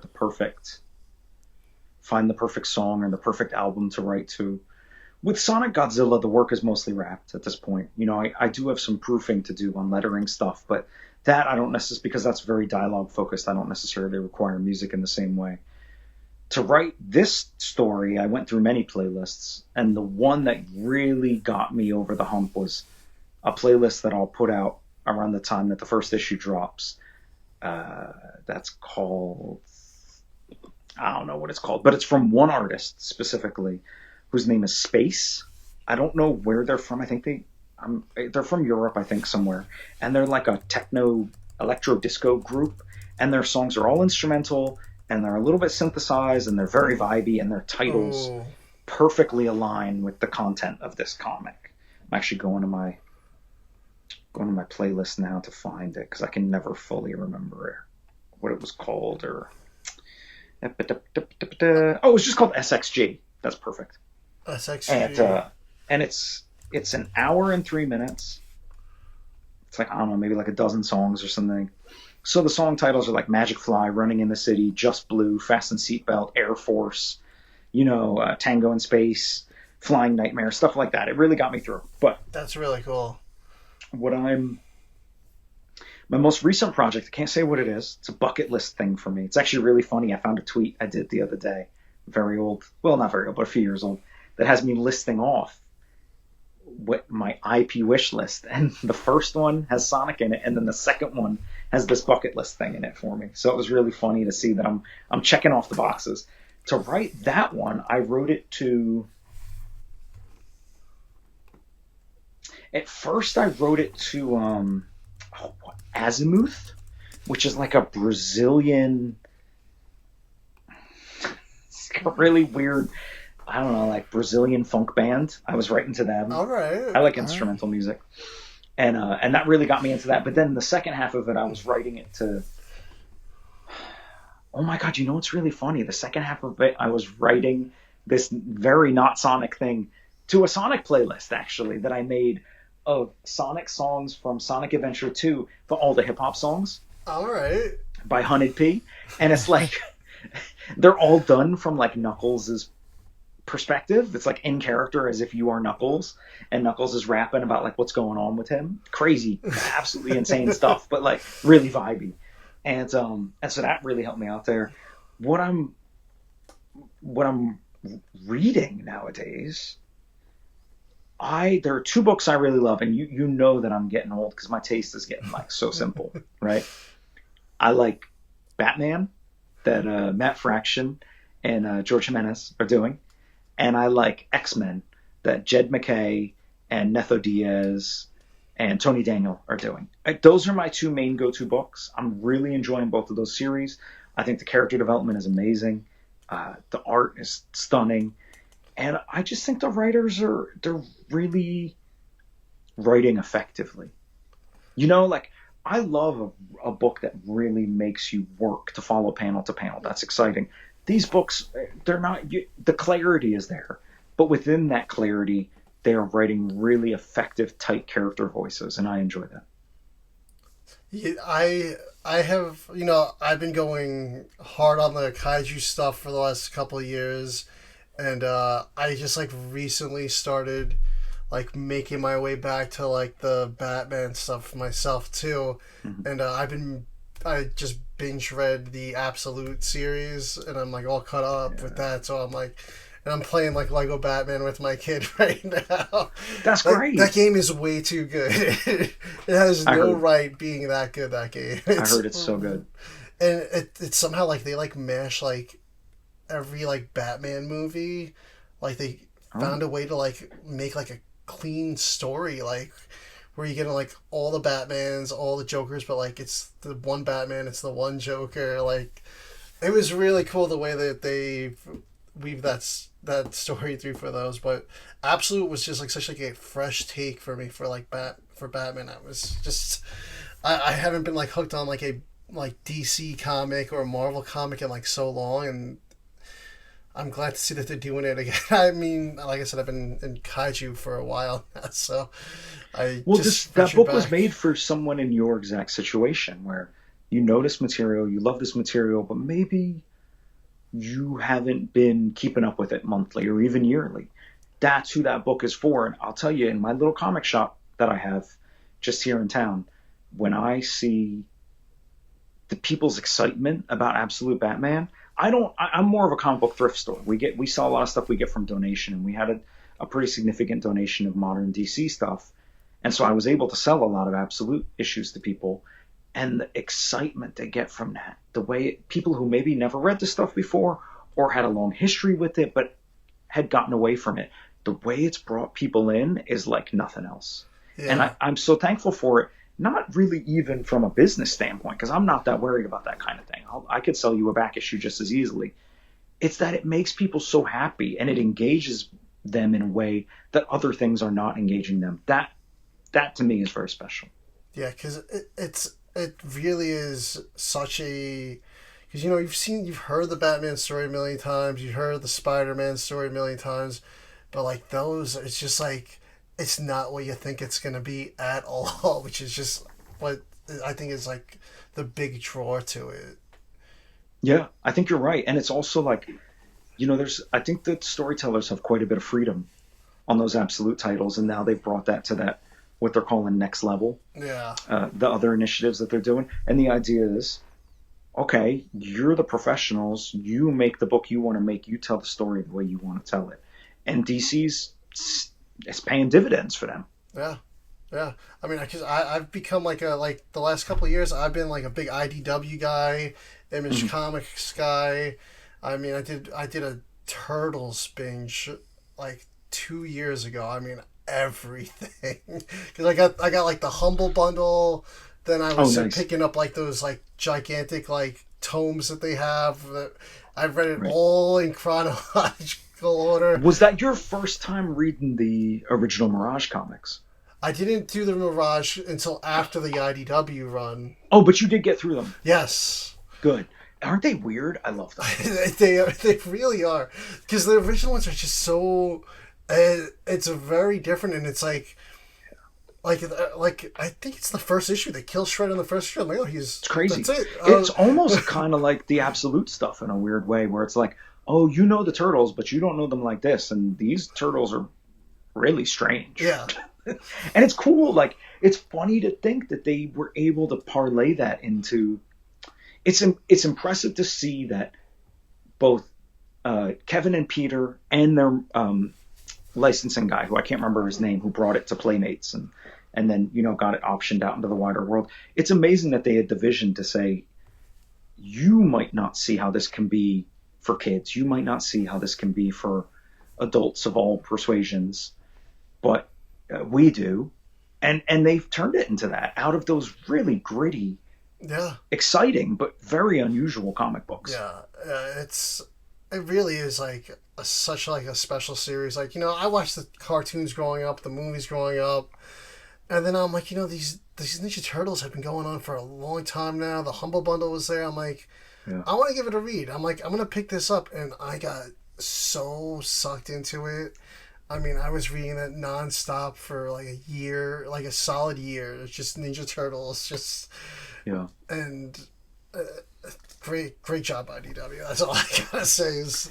They've done a really good job stewarding that. And I at the time when the series was just getting started, Sophie and I used to have a podcast together. And Sophie is like the world's most foremost Turtles fan, right? like previous to being a Turtles creator. And so I was just, you know, every week I'm hearing about this book. You know, are you reading it yet? Are you reading it yet? I remember Sophie convinced me to go to the 2012 New York Comic Con Turtles panel to see all the different like surprises they were going to do. It was, you know, it was that kind of thing. And to see the way that they took that title and then they turned it into what they did, where it ran for so long, and then suddenly Sophie's the creator on that title and guiding that book for, you know, arc after arc. It was really special to see it. And now I hear that the Jean Luen Yang stuff is amazing. Yeah, from what everyone's told me. I haven't had a chance to read it yet. It's been absolutely just incredible. I mean, I don't want to spoil it for you, but... Yeah, please don't. It's like... It's been really, really good. And I look forward to it, like, every first morning, because, like, we got the Global Comics first morning, right. I'm like, first thing in the morning, I'm like, oh, I'm reading it. And I'm like... Isn't that great? I love when you got that, like, the first read comic. That's the most special comic, you know, where you're like... You got the one you saved for last, like maybe it's like a crossover or something, so you got through everything to be ready for it, right? But the first read one, sometimes you read it 2 or 3 times because you're so excited to get through it. Yep. You don't always read every balloon. You're like, okay, I just got to get through. I just got to see. I got to get to the last page, you know. And then you go back, and then you can. I love that feeling. For me, I'm honored for us to be on anybody's pull list, the Sonic Godzilla. But if we are your first read book, I'm thrilled because I think that it's going to be a quick first read. But then you can go back through and you can read it slower and you can appreciate Jack's art and you can see all the choreography, if you will, how much thought we put into where the characters are and where they're going. Because there really was a lot of thought put into how they're moving from panel to panel. That's the way I write. So it had to be done. And it really does. But if you're saving us for the end, I'm honored too, because that means we're like dessert. So, you know, you wanted to save the fun bit. So whatever you tackle it means a lot to me. No, I'm going to be, like, on edge. Like, all right, I got to blow through this one. I can't wait to get to it. Like, this is going to be one of those, I'm going to wake up in the morning and this is what I'm reading first thing. I have the first issue. Thank you. I have my first issue pre-ordered already. Thank you. What did you do for covers? You just got one copy? I got... What cover did I had a hard time. I was like, do I get the cover A? We got a lot of cool covers, man. This issue is very hard. I think I went with, let me see, I'm looking now. I went with the cover B variant. Oh yeah, B is so good. Yeah, it's just like, seems like, you know, it's like your classic like Godzilla vs. Mechagodzilla poster. Yeah. But it's also like very like video gamey, like the style that he did for the cover. Yeah, Mauro Fonseca, right? Yes. Isn't that cover B? Yeah. Yes, this one here. Yeah. Mauro did a really good job. Like, I love them all, and they each hit a little bit different. The one that's really meaningful to me, and part of me is kicking myself because it's an RI. And I want everybody to have this. I'm going to get one. You know, I'm lucky in that sense. Like, you know, but I want everybody able to have one because I think it was so good. And I do believe it is also going to be our San Diego, a version of it will be our San Diego exclusive, I believe. Oh. I don't know this for a fact, but I'm pretty sure they already announced that. But, and don't quote me on that, I could be wrong. But Natalie Haynes' retailer incentive cover for our first issue, where it's Sonic going up the side of a building with Mecha Godzilla behind him, it very much feels ripped from the pages of the first issue. And on top of it, I got to meet Natalie, is it about 2 years ago now? Yes, about 2 years ago. Natalie was the first creator I met from the stable of Sonic creators, because I was doing this very much in my own little bubble for a while. And I was thrilled that Natalie actually already knew this was in the works when we met 2 years ago, because I guess it had kind of made it out to into the Sonic. I think they have a little like creator Discord. I guess it had made it into that at some point. And I was like, we met at Comics Crossroads Columbus, which is a really great event. If people can make it out there this September, I would highly recommend it. All right. And Natalie and I had talked for a while, and Natalie was so kind to me as somebody who was very much a noob to doing Sonic comics. And I was like, I need you to work on this book. Like, and there was a time where I was like, I'm so glad we have Jack drawing it, but we didn't always know who the interior artist was going to be. And I was like, if you feel comfortable for it, you can make a play for the interiors. Like, I would support you in that. But I think that was around the time that Natalie realized she wanted to maybe focus more on her painting. So that all of Natalie's covers for Sonic Godzilla, as far as I know, these are physically painted covers. Oh, wow. So as we've seen, I don't know how many Natalie's doing. I presume there's an RI cover for every issue. They don't actually show me all the covers a lot of times until they drop, but probably because I'd mess up and show them to someone. But we've seen the first two, and they're like unbelievable. They look like 70s album covers. Like, they're crazy. Yes. Or maybe more like an 80s. There's something about the way Natalie paints it reminds me a little bit of like what's their names? They have that skeleton character. What's the name of that band? And they're all painted. Oh, Disturbed. Covers. Are you thinking about Disturbed? No. Older. Iron Maiden? Yes, they remind me of Iron Maiden covers a little bit, right? Yes. And like, they're so like, I don't know, they're so rich with details, and they're not exactly ripped from the story. Yeah. But they are representative of the vibe and certain events that happen within the pages. And having Natalie involved has been really special to me. I feel pretty lucky in that pretty much, for the most part, every comic I've done, I've gotten to have like a really meaningful emotional connection to one of our covers on the books. And my first published work, it was having my friend who I used to podcast with, Kaylee, did a cover for that series. And because that book was born out of a podcast conversation that was meaningful, when I got to do on Godzilla Rivals, I got a cover from somebody who had been one of my faithful listeners to my podcast, and Kami did a cover for that series, and it was really crazy. It was cool, and I got Natalie doing these covers. It's special to be able to have that. It means something when that happens. It's funny that you said that cover is your favorite, because I'll send it to you. But that's literally the cover that we chose, that I chose today when I was working on the title card for the show. Is that cover? Yeah, I get it. It's a really special cover. It's such a cool cover. Oh yeah, I would love to see it. But I love every cover. That's not to take away from. Amoro. This was a Jack very difficult one to. Yeah. Oh, it's so difficult. I mean, Miles Ark, who did that other retailer cover, the one that's like the 1 in 150. Oh my god, that cover is like. We need that as a poster. It's so unbelievable. Minho Kim, who did that, it's like bright, but it's got like so much attitude. The one that's like almost like the fisheye lens kind of vibe on that one. And then Clayton Crane, we got a cover from, which, if you can believe it, not my first Clayton Crane Godzilla cover that I've had before. I had one on my Rivals issue, which is really cool. And we got Miko, who did the cover that's like, the characters have a very like liminal feel in Miko's one, with all the damage around them, and you sort of see like Godzilla like peering through in the background, I think we hit them all, right? I didn't forget any. There's 7 in total for our first issue. I feel. This issue is definitely the hardest to pick out. Yeah. Miko, Clayton. Yeah, we got them all. We got them all there. And then I apologize. I forget. I'm actually going to look up the artist's name when we're talking. Who's on our second issue. But we got like the cover for the second issue where it's like Sonic, Shadow, and Godzilla. And that one is just like so sick. Like, oh, yes. The one that looks like the Sonic Adventure 2 cover? Yes. Anthony Catalan. Thank you. Yes. Yeah. And then we got our insane cover for the third one, the Attack on Titan cover. Yes. Oh man, Nicola, right? Yes, he was the artist. He was the artist originally for the mainline ongoing Godzilla series for the first arc, and then that's right. Yeah, that cover goes so hard. Yes. And I have like a shameful admission. It's on my watch list. I've never watched it. I've never watched Attack on Titan. It's an interesting show. I think you got to be in the right headspace for it because it's challenging. It's kind of depressing. Have you had it spoiled for you? No.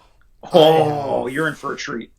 Yeah, it's tough once it's been spoiled, right? Yeah, I mean, you like anything, it's just like you go online and you see it right away, and then it's like. I'm weird. I really like spoilers. Oh, I do too. So if I see something, I'm like, oh, I'm clicking on that. I want to know what's going on with I know. I'm the same way too. I'm like, oh, is this a shiny object? Let me just. Whoop. And like, I used to be a guy that like I purposely like the original run of like the Marvel movies up until like Endgame and like the Star Wars sequel trilogy. On all those movies, I would purposely avoid trailers. I wouldn't even see a trailer. Oh, I remember being in the if I saw a picture of it, I'd be like, no, I want to see it. I remember, and like I did like a complete like 180. I'm like, I want to know everything right now. I forgot what movie we were seeing. There was a trailer for Rogue One, and Dan just sat in the theater like this the whole time. My face, and I was like, I don't want to know anything. I'm gonna walk into the hilarity being you would have like no frame of reference for anything in that trailer anyway. Like, yeah, well, I was just like, I'm still a massive Star Wars fan. Like, yeah, the sequel trilogies are what they are, but yeah, they're trying. I know to fix them. they're, it's in a weird place right now. Did you like Mando? Was that good? I loved Mando. It was so fun. Good. Did you see Mando? I haven't seen it yet. No, I stuck with the series. Like I watched the 3 seasons, and I'm actually the Boba Fett series truther. I'm like that was the one that hit me really good. Like, I really liked it too. It wasn't perfect. It wasn't what I expected it to be. No, Star Wars fans are very demanding. The fact that they brought back Timo Morrison, I felt like you got to see his face a lot. Yeah, I thought that it was very like it was like reading Heavy Metal magazine or something like that. It was very non-traditional in terms of some of the storytelling choices that they took. But The Mandalorian was like that too. I mean, the second episode of the series is almost like a non. Yeah. There's almost no dialogue for half, if maybe not 3/4 of that original Mandalorian season. There's a section of the movie that's very, I'd say like a good 30-minute chunk where it's very little dialogue. If it's any. like that's what I like that. It was like 30 minutes, and it was so funny when we went to Kaiju Brooklyn. After I think we went like the weekend after, there was so many people that like were saying the same thing that I had thought when I was watching it at the time. I think I turned to my Dan when we were in the theater. I'm like, this reminds me of the Dark Crystal. That section of the movie, it was just like the whole swamp Dark Crystal vibes. Yeah, you gotta go see it. I don't want to spoil too much. Nick, I gotta go see that, man. Damn, I didn't even know it was like that. Yeah, there was like they really pulled out the puppetry, a lot of puppetry. And it was to a point where I thought it was like CG meant to look like puppetry, and then we were talking to someone at Kaiju Brooklyn, and they're like, no, I was pretty sure like I saw this thing that they were actually like doing claymation and like puppeteering things. Yeah, they brought back like a famous like an somebody guy, that like a back in the day guy to like do it. Yeah. Like, They you know what? This is really funny. It was it's the guy who worked on RoboCop. And I know this because his one of his producers came into the art market where my comic shop is. He was like, And he was like, I don't know what we had on the TV, but he stopped me and looked at it and he goes, "Have you seen my movie?" And I was like, "No, man, what was it?" And that was like some other thing that he had made, recently. It's Phil Tippett. That's who they brought in for it. Yes. And he was like, "Well, I'm Phil Tippett's producer." And he's like, "We just finished up working on Mandalorian and Grogu." And so we got to talk about it and he was showing me some stuff, maybe like a month or two ago, something like that. And it was but then unfortunately, I have to say I am not a fan of AI being used in artistry, and this guy and Phil have gone all in on AI for their next thing, and I was kind of bummed to see it. What? They are doing it hybrid, where they have done they're doing a lot of sculpts, but then they scan the sculpts and they use AI to animate them. And I understand for some people that's the way they want to move forward. I see us as storytellers, as craftspeople, and we need to do as much as we can do. Whatever handmade means in your field, and I'm sorry, but the real truth is, even in VFX, that animation, there is a human handmade element when you're working digitally. You are animating it frame by frame. You're getting in there, you're painting the frames to make them feel for me, the AI does not. That same authenticity is not there. No, there's not a handmade quality to that. And unfortunately, it was developed without the permission of a lot of artists. Yeah. If artists had been compensated in that development, we'd be talking about a whole other story right now. But they weren't. So I don't think it's ethical. And I was not enthusiastic to hear what this producer had to say about that. But a lot of these old heads who've already made their millions, by the way, let's not forget that they've already received compensation, where a lot of us have not. We're lucky if we make 1,000, So, it's easy for them to say, let's do this. But for us, no, we've spent decades developing our craft, and I don't think it's fair. Anyway, I'm not trying to go off the deep end with that. I think I'm sure we have a lot of agreement in that area. Yeah. But where I'm going with it is to say, my understanding is that they didn't do that with any of Mandalorian and Grogu, and that was really the puppetry and the stop motion. But moving forward, you might see Phil's work getting used not in the same way. Yeah. I mean, it is weird. I mean, I did feel like that movie was really great, but like I run into it like a lot of stuff like with our channel. Like sometimes I have to edit a thumbnail like on my phone, and I didn't go to graphic design school or anything like that. I went in high school. I did a lot of stuff. I learned Photoshop very, very well, but I went into doing X-ray instead of going into graphic design when I went over to college.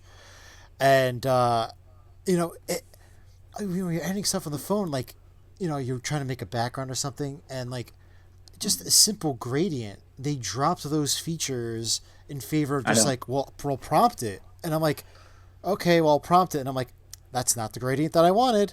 And I'm like, okay, well, I guess I'm going to go to my laptop on my break and, like, photo P and, like, get it. You know why? They don't want your life to be easier doing this, because you have a skill. Yeah. However, these people with the money at the top, I'm sorry to say this, they don't have a skill. They just have money. And so to them, build me something that can let me do what that guy who has a skill does. Yeah, that's what they're telling people to do. It's never it's not fair to you as somebody who has a graphic design background. Yeah. It doesn't make sense. They should have both options for you. They should say, if you want to use your skill, you can use it in the way that you've been using it. Or if you don't, and you're trying to figure this stuff out, we have some options for you. But they don't even give you the options now. Yeah, I got so frustrated. I think the biggest revolution which I don't even know if you could really even consider it AI, is when they switched over to CS5 and they brought in content-aware fill. I thought that was like a big revolution, and it needed to get better. I don't necessarily know that that's AI. Yeah, I think that was like very early pattern recognition. Right, exactly, which is a totally different kind of thing, and nobody's saying don't maximize our capabilities. And like it wasn't perfect, I think what we're saying is no, but I don't. When I use Photoshop, I'm still using CS6. Dude, I have a pirated version of CS5, and that's what I've been using. I've had it since high school. Jeez, what is that? It's got to be like a 15-year-old version at this point. I'm still using it. My 6 is really old. It's like, yeah. I have to run my laptop on a version of iOS that's so outdated that my Safari can't even go on any websites anymore because it's literally just a Photoshop machine. I would like, pay that's the for only it thing if it was a reasonable. It's not, and now they're forcing you to use the AI tools because they don't let you use retroactive versions of it. You know, which again, that is not exactly the same thing. You know, in terms of having some of your tools. Let me say, as somebody who's done comic book coloring, sometimes you're begging for some shortcuts, right? You know, like there's some ways that you want your application to be intelligent, right? But you don't want it to take away the skill you've developed because that skill gives you a sense that makes your work unique. Yeah. Yeah, it gives it a soul. Yeah, and my imperfections, they are part of my process. It's fine. I have no problem with that. I don't know. It's a challenging thing. I don't know exactly what it's going to look like moving forward, but I think the truth is that this is something that's being forced on people as opposed to being at their behest. Or, no, I said that wrong. At their request. Yeah. So we'll see what happens. I don't know. Yeah, it's really getting pushed away too much because it is. I had an update on my phone and I use the little photo editor in there sometimes, and then I transfer it out to another photo editing program that we use, Photo Room.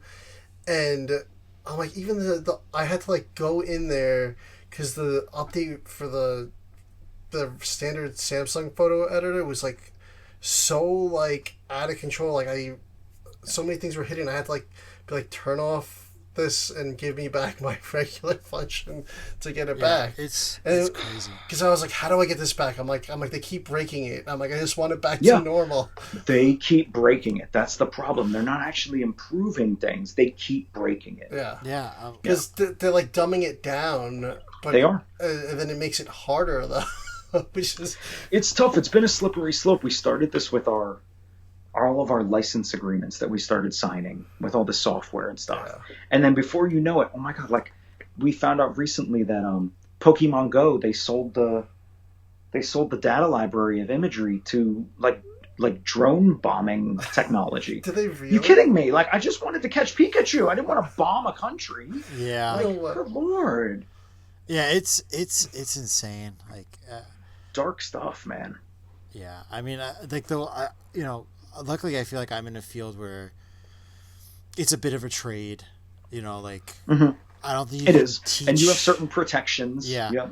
I do. I'm not union, but like I could look at someone, I can look at their body, and I can be like, oh well, this is probably what their bones look like on the inside, and I need to put the film under them like this. I need to angle the tube like that. It's just like taking a picture. It's the same technology. And like I know, like in my head, I'm like, okay, I see a person that looks like this. This is what I have to do to get that picture.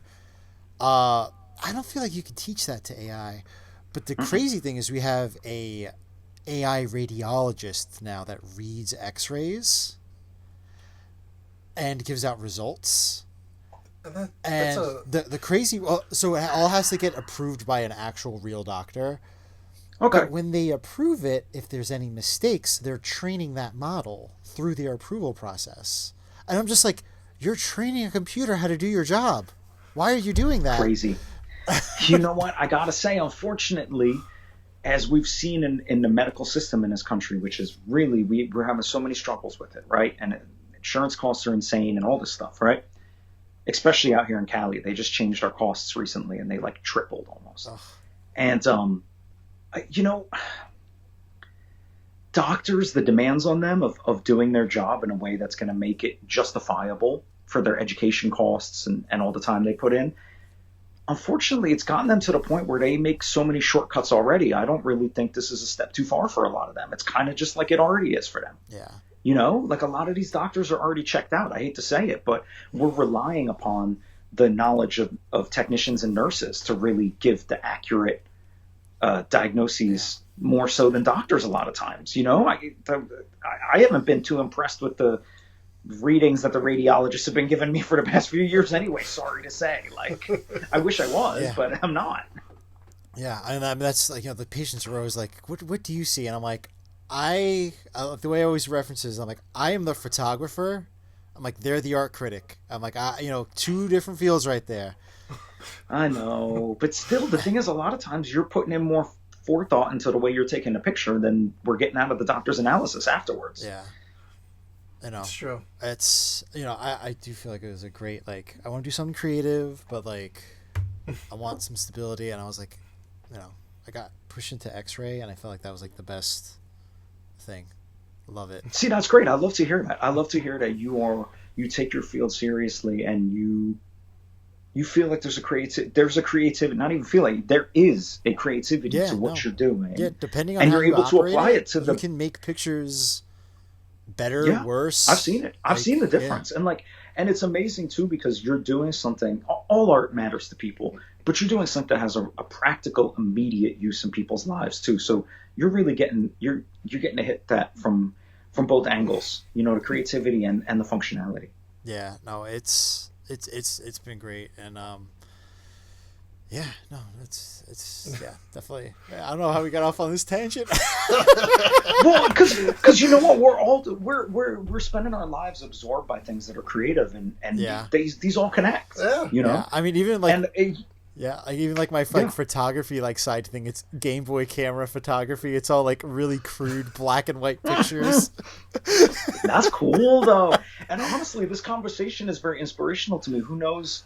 You know, maybe this will make its way into the next story I'm writing, where I need somebody to have a technical expertise, and before you know it, I'm you know, doing research on X-ray technicians and that kind of stuff. Like that could be cool in a kaiju story, honestly. Yeah, I mean, we were talking about something the other. Oh, because we were talking about Monster Piece Theater in our last podcast. Yeah, and I was saying, I'm like, there's got to be a story where I'm like, instead of like Godzilla being birthed by the atomic bomb, they have like an incubated Godzilla, like he's frozen under ice, and they're like reverse engineering him because he's so laden with radiation to make an atomic bomb. I was always like, that's like a story right there. You know what? You and I were on the same wavelength, because I don't want to give anything away, but I'm just going to say the philosophy that you're looking at here plays into a lot of the super science that I used at the base of some of the stuff in Sonic Godzilla. Oh, okay. So it not directly, and it's not.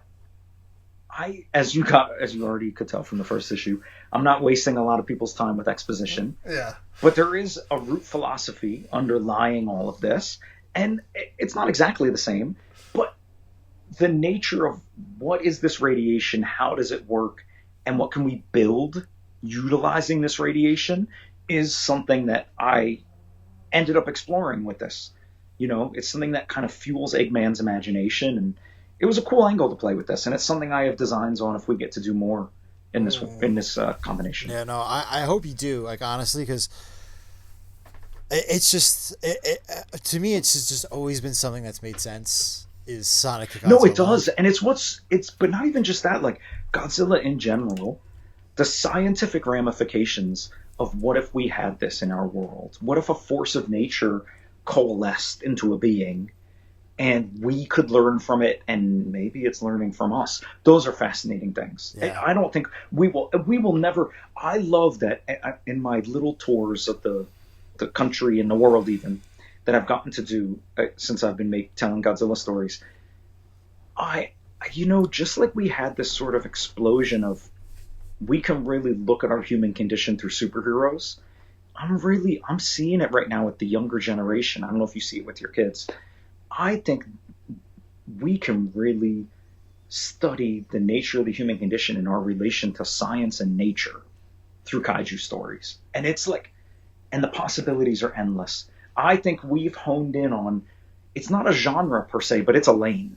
And if we can go with this lane endlessly, and the possibilities will never run out. And the kids, the way that they can, the young kids, like ages 3 to 13, the way that they connect with kaiju stories on an almost primal level right now, and their knowledge is so deep, and they're rattling off, they're like, oh well, yeah, that's Heisei, but actually it's like this part of Heisei, and I'm like, okay kid, sure, like you tell me, like I'm learning from you. Like it's cool. Like I really dig that they have embraced this so wholeheartedly, and this is their mythology, this is their lore, and like it's inspirational. I love to see it, and Sonic fans are similarly as dedicated in their ways. Yeah, no, I'm a very casual. I'm more of like the gaming end Sonic fan. Mm-hmm, mm-hmm, yeah, me so too. like I know it goes like their fandom. I always like to say like I'm like visiting their fandom because like I have felt like that. You know what it is? I have to say that I am so fortunate, and I didn't even know this was the case. All right, how do I say this right? I was like an art kid, I guess, for lack of a better way to say it, right? I was like an alternative kid.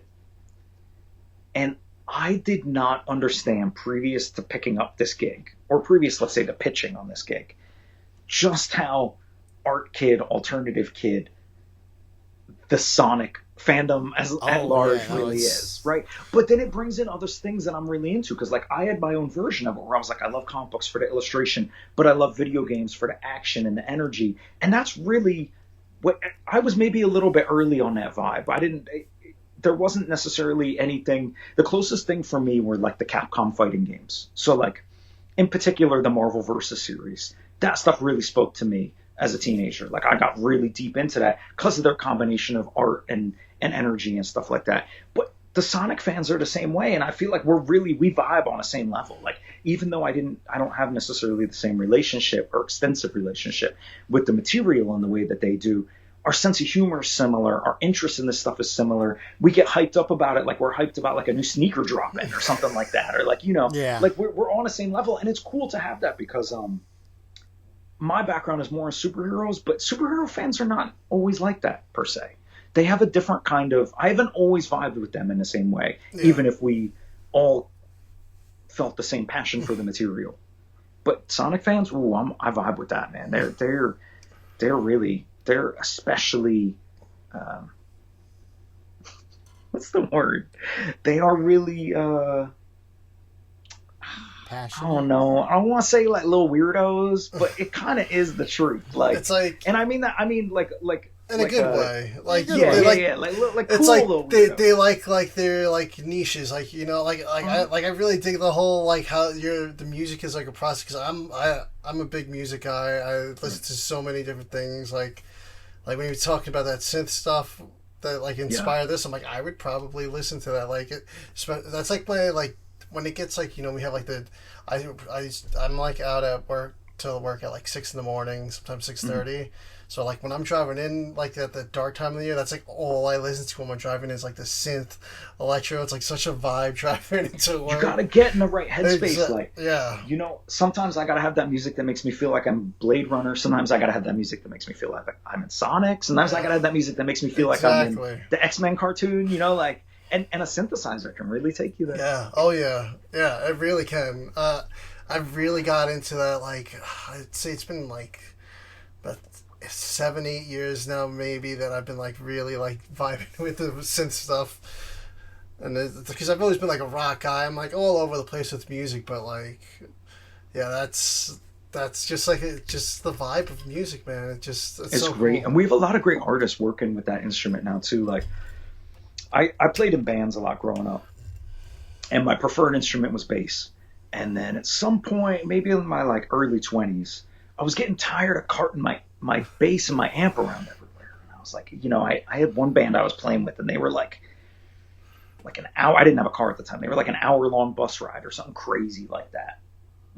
And I was like, it's such a pain in the ass to take my gear over there all the time. And I was like, what if I could just play the bass on my synth that I have? It's so much easier to cart. I'll just plug it into one of the other guys' amps, because you don't necessarily need to, you still want the beauty and fullness of the bass amp, but for practicing, it wasn't something that I required per se in the same way for the synth.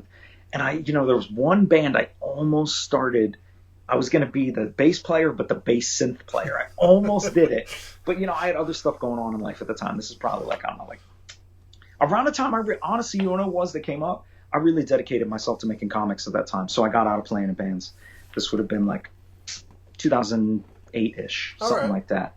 But there was a different path I almost took where I really would have been pursuing that. And like the band was actually quite cool with it. And nowadays we see quite a few people, especially online, like on Instagram, their whole thing is they just play synth bass, and they, they make like cool jams out of it. But at the time I was thinking, well, wouldn't this be cool? I don't really know anybody.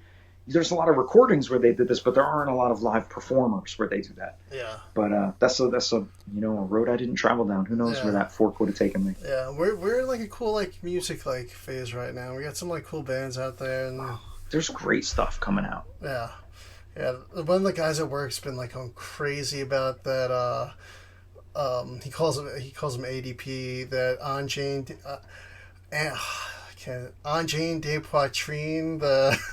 The it's like the French Canadian mass duo. It's just everyone's going crazy for them right now. I don't know them, but French Canadian stuff is normally really cool. It's so like I dig it. It's just these two guys. The one guy's got like a giant like diamond like upside down pyramid on his head. The other guy looks like got Beaker's head but with a giant like wagging thing for a nose. But man, they play some crazy music. I gotta check that out. You know what I've been getting into that's very like synth heavy? There's this wave of like girly pop that's coming out right now, which I never thought would be something I'd be getting into. But like, okay, so it's kind of like somewhere on one end of it is like Pink Pantheress, where she's doing her like garage beats that are very like synthy and like pulling from like almost like an interesting, what if Daft Punk kept going down this route kind of vibe, right? And then on the other end, what is that one artist's name? Her name begins with a Y. I can't remember it. But there's another artist called Clark something. She has this song called Be Real that I really love. Let me see. I've got another playlist. That was another one of my rating playlists. Let's see. Clark, her name is... I can never remember. Here it is. It's on this playlist. Oh, Clark Rainbow. And it's like, and they're really digital, but like really lush, very full productions. And I come from a little bit more of a like, I made beats for a long time, so I come from like quite like a hip hop or R&B side. And to me, these young artists are really taking the music in an interesting place. Like it's got the groove, it's got the vibe. You could imagine it being played at the club, but it's on a whole other level. It sounds like you're like chilling with a unicorn, like sipping a Mai Tai. Like it's got dimensions, and I love that. Like that's so cool to me to see the way that all these young people are expressing themselves now. It's just like it gives me a lot of hope for us artistically, because I think people they used to really they restricted themselves too much. I think they put too many limitations on themselves, and now I'm hearing and reading all this great stuff where young people don't see the same limitations, and it inspires me. We're living in quite the age of like just music, comics, just everything is just like we got some really cool creative things going on right now. And it's great because like before it would feel like, think back to the early zeros, everything was very dark, right? It didn't feel like we had a lot of stuff that deviated from that consistently, in terms of the pop culture we were getting in our comics and other things. And for it to kind of be like we can have the best of the dark stuff, the best of the light stuff that somehow does it both at the same time. It's so cool that we have all of this. Like, I love this age we're in right now where the past of stories and entertainment is archived and we can always revisit it, but the future is limitless. It's true. And that's prime example here is Sonic. You got Godzilla and Sonic. It's deadly and it's cute at the same time. Exactly. Yeah. Godzilla, My Little Pony next, maybe, Yeah, we'll see what we can reconcile with the licenses. I don't know. I'm so curious to see. I think I'm really encouraged by the reviews we've gotten on our first issue. I, fingers crossed, hope that people feel the same way when they get into the rest of the book. To me, it's all one continuous vibe, even when we deviate with the tone and stuff like that. And I haven't... I know our orders were pretty good, pretty solid, I could have handled even more, but I'm feeling good about what we got for the first issue. Good. And I'm hoping that it's going to be after the excitement hits shops, because Godzilla comics are selling well. Sonic comics have traditionally been a mainstay in stores, but a lot of my retailer buddies have told me they got their pull list Sonic readers, and they can always count on like 10 to 15 of them, something like that. And then they got maybe a couple copies for the wall, right? I want this to be something that your Godzilla readers are pulling, your Sonic readers are pulling, and you better make sure you got 20 to 30 on the wall, because I'm going to send other people into that store for this book. Yeah. That's what my mission's been. So I'm hoping that that's the result we're going to see, and we're going to maybe have to do some reprints. Maybe we'll get some new covers out of it. That would be really cool, man. It would be cool, right? Like, I don't know what's going to happen, but I'm optimistic about when some of these other publishers see what we've been able to pull off with this. I hope they come and they ask us to take a big swing for them, because that's what I want to do next. And, plus you got, like, the Crossworlds has the Godzilla DLC, so that might draw some people to it. And then, the movie's coming out later this year, and, and then there's a Godzilla movie coming out later this year, too. So, you got, like, both things going for you. It's, like, really, like, the perfect time for it. Well, I think that it's because we had this big lead time. Yeah. Toho's known about this. Sega's known about this. They could prepare for this. And I really do think, especially on Sega's part, as much as I might want to be cranky about, why did it take so long? The real truth is, they are delivering. We're getting a TKO.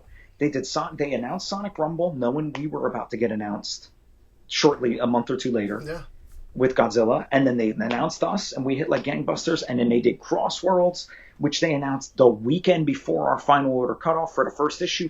They are planning this stuff out. The people at Sega are not playing around. And they know what they're dropping these movies next to. They know what's going on. They know it's going to be Sanzilla weekend. We're making $1,000,000,000 at the movie theater. They know what they're doing. They're planning this out to a T. I don't know when our collection comes out, but our last issue does come out in December. So could we have a trade by the time that the movies come out in March? Yeah. We very well could, so they know what they're doing. Yeah. And I appreciate that they believed in us enough to set up a plan of a transmedia plan around what we're doing. It is meaningful to me. Now, do I want some more of that money? Yes. Hook me up. Let me work on the games. Maybe get me involved in something. Get me paid a little more, because Sega, these comics do not pay very much. Okay, so I would appreciate it. Sprinkle me, like give me a little bit. But with that said, I really do appreciate that they've gone all in on this combination, which wasn't always a sure thing.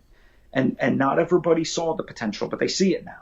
And they're in on it, and it means a lot to me, because I put in a lot of work and a lot of dreams into this, and to see them back it up, that's really meaningful. Makes me feel emotional just thinking about it.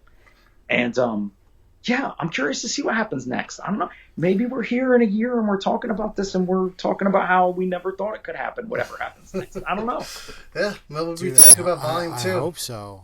Yeah. We'll be talking about the second series. Yeah, I would like that. I would like the second series. And then we're also talking about, who knew that, I don't know, what's in this house here? Who knew that, Star Trek KK Slider was going to go this hard? I don't know. We can do anything. You never know, man. Yeah. Is there anything that you want to shout out, or anything that you want anyone to follow you on, or anything? I don't care where you find me. My name is really common, so maybe you'll find me. Maybe you find another one of me.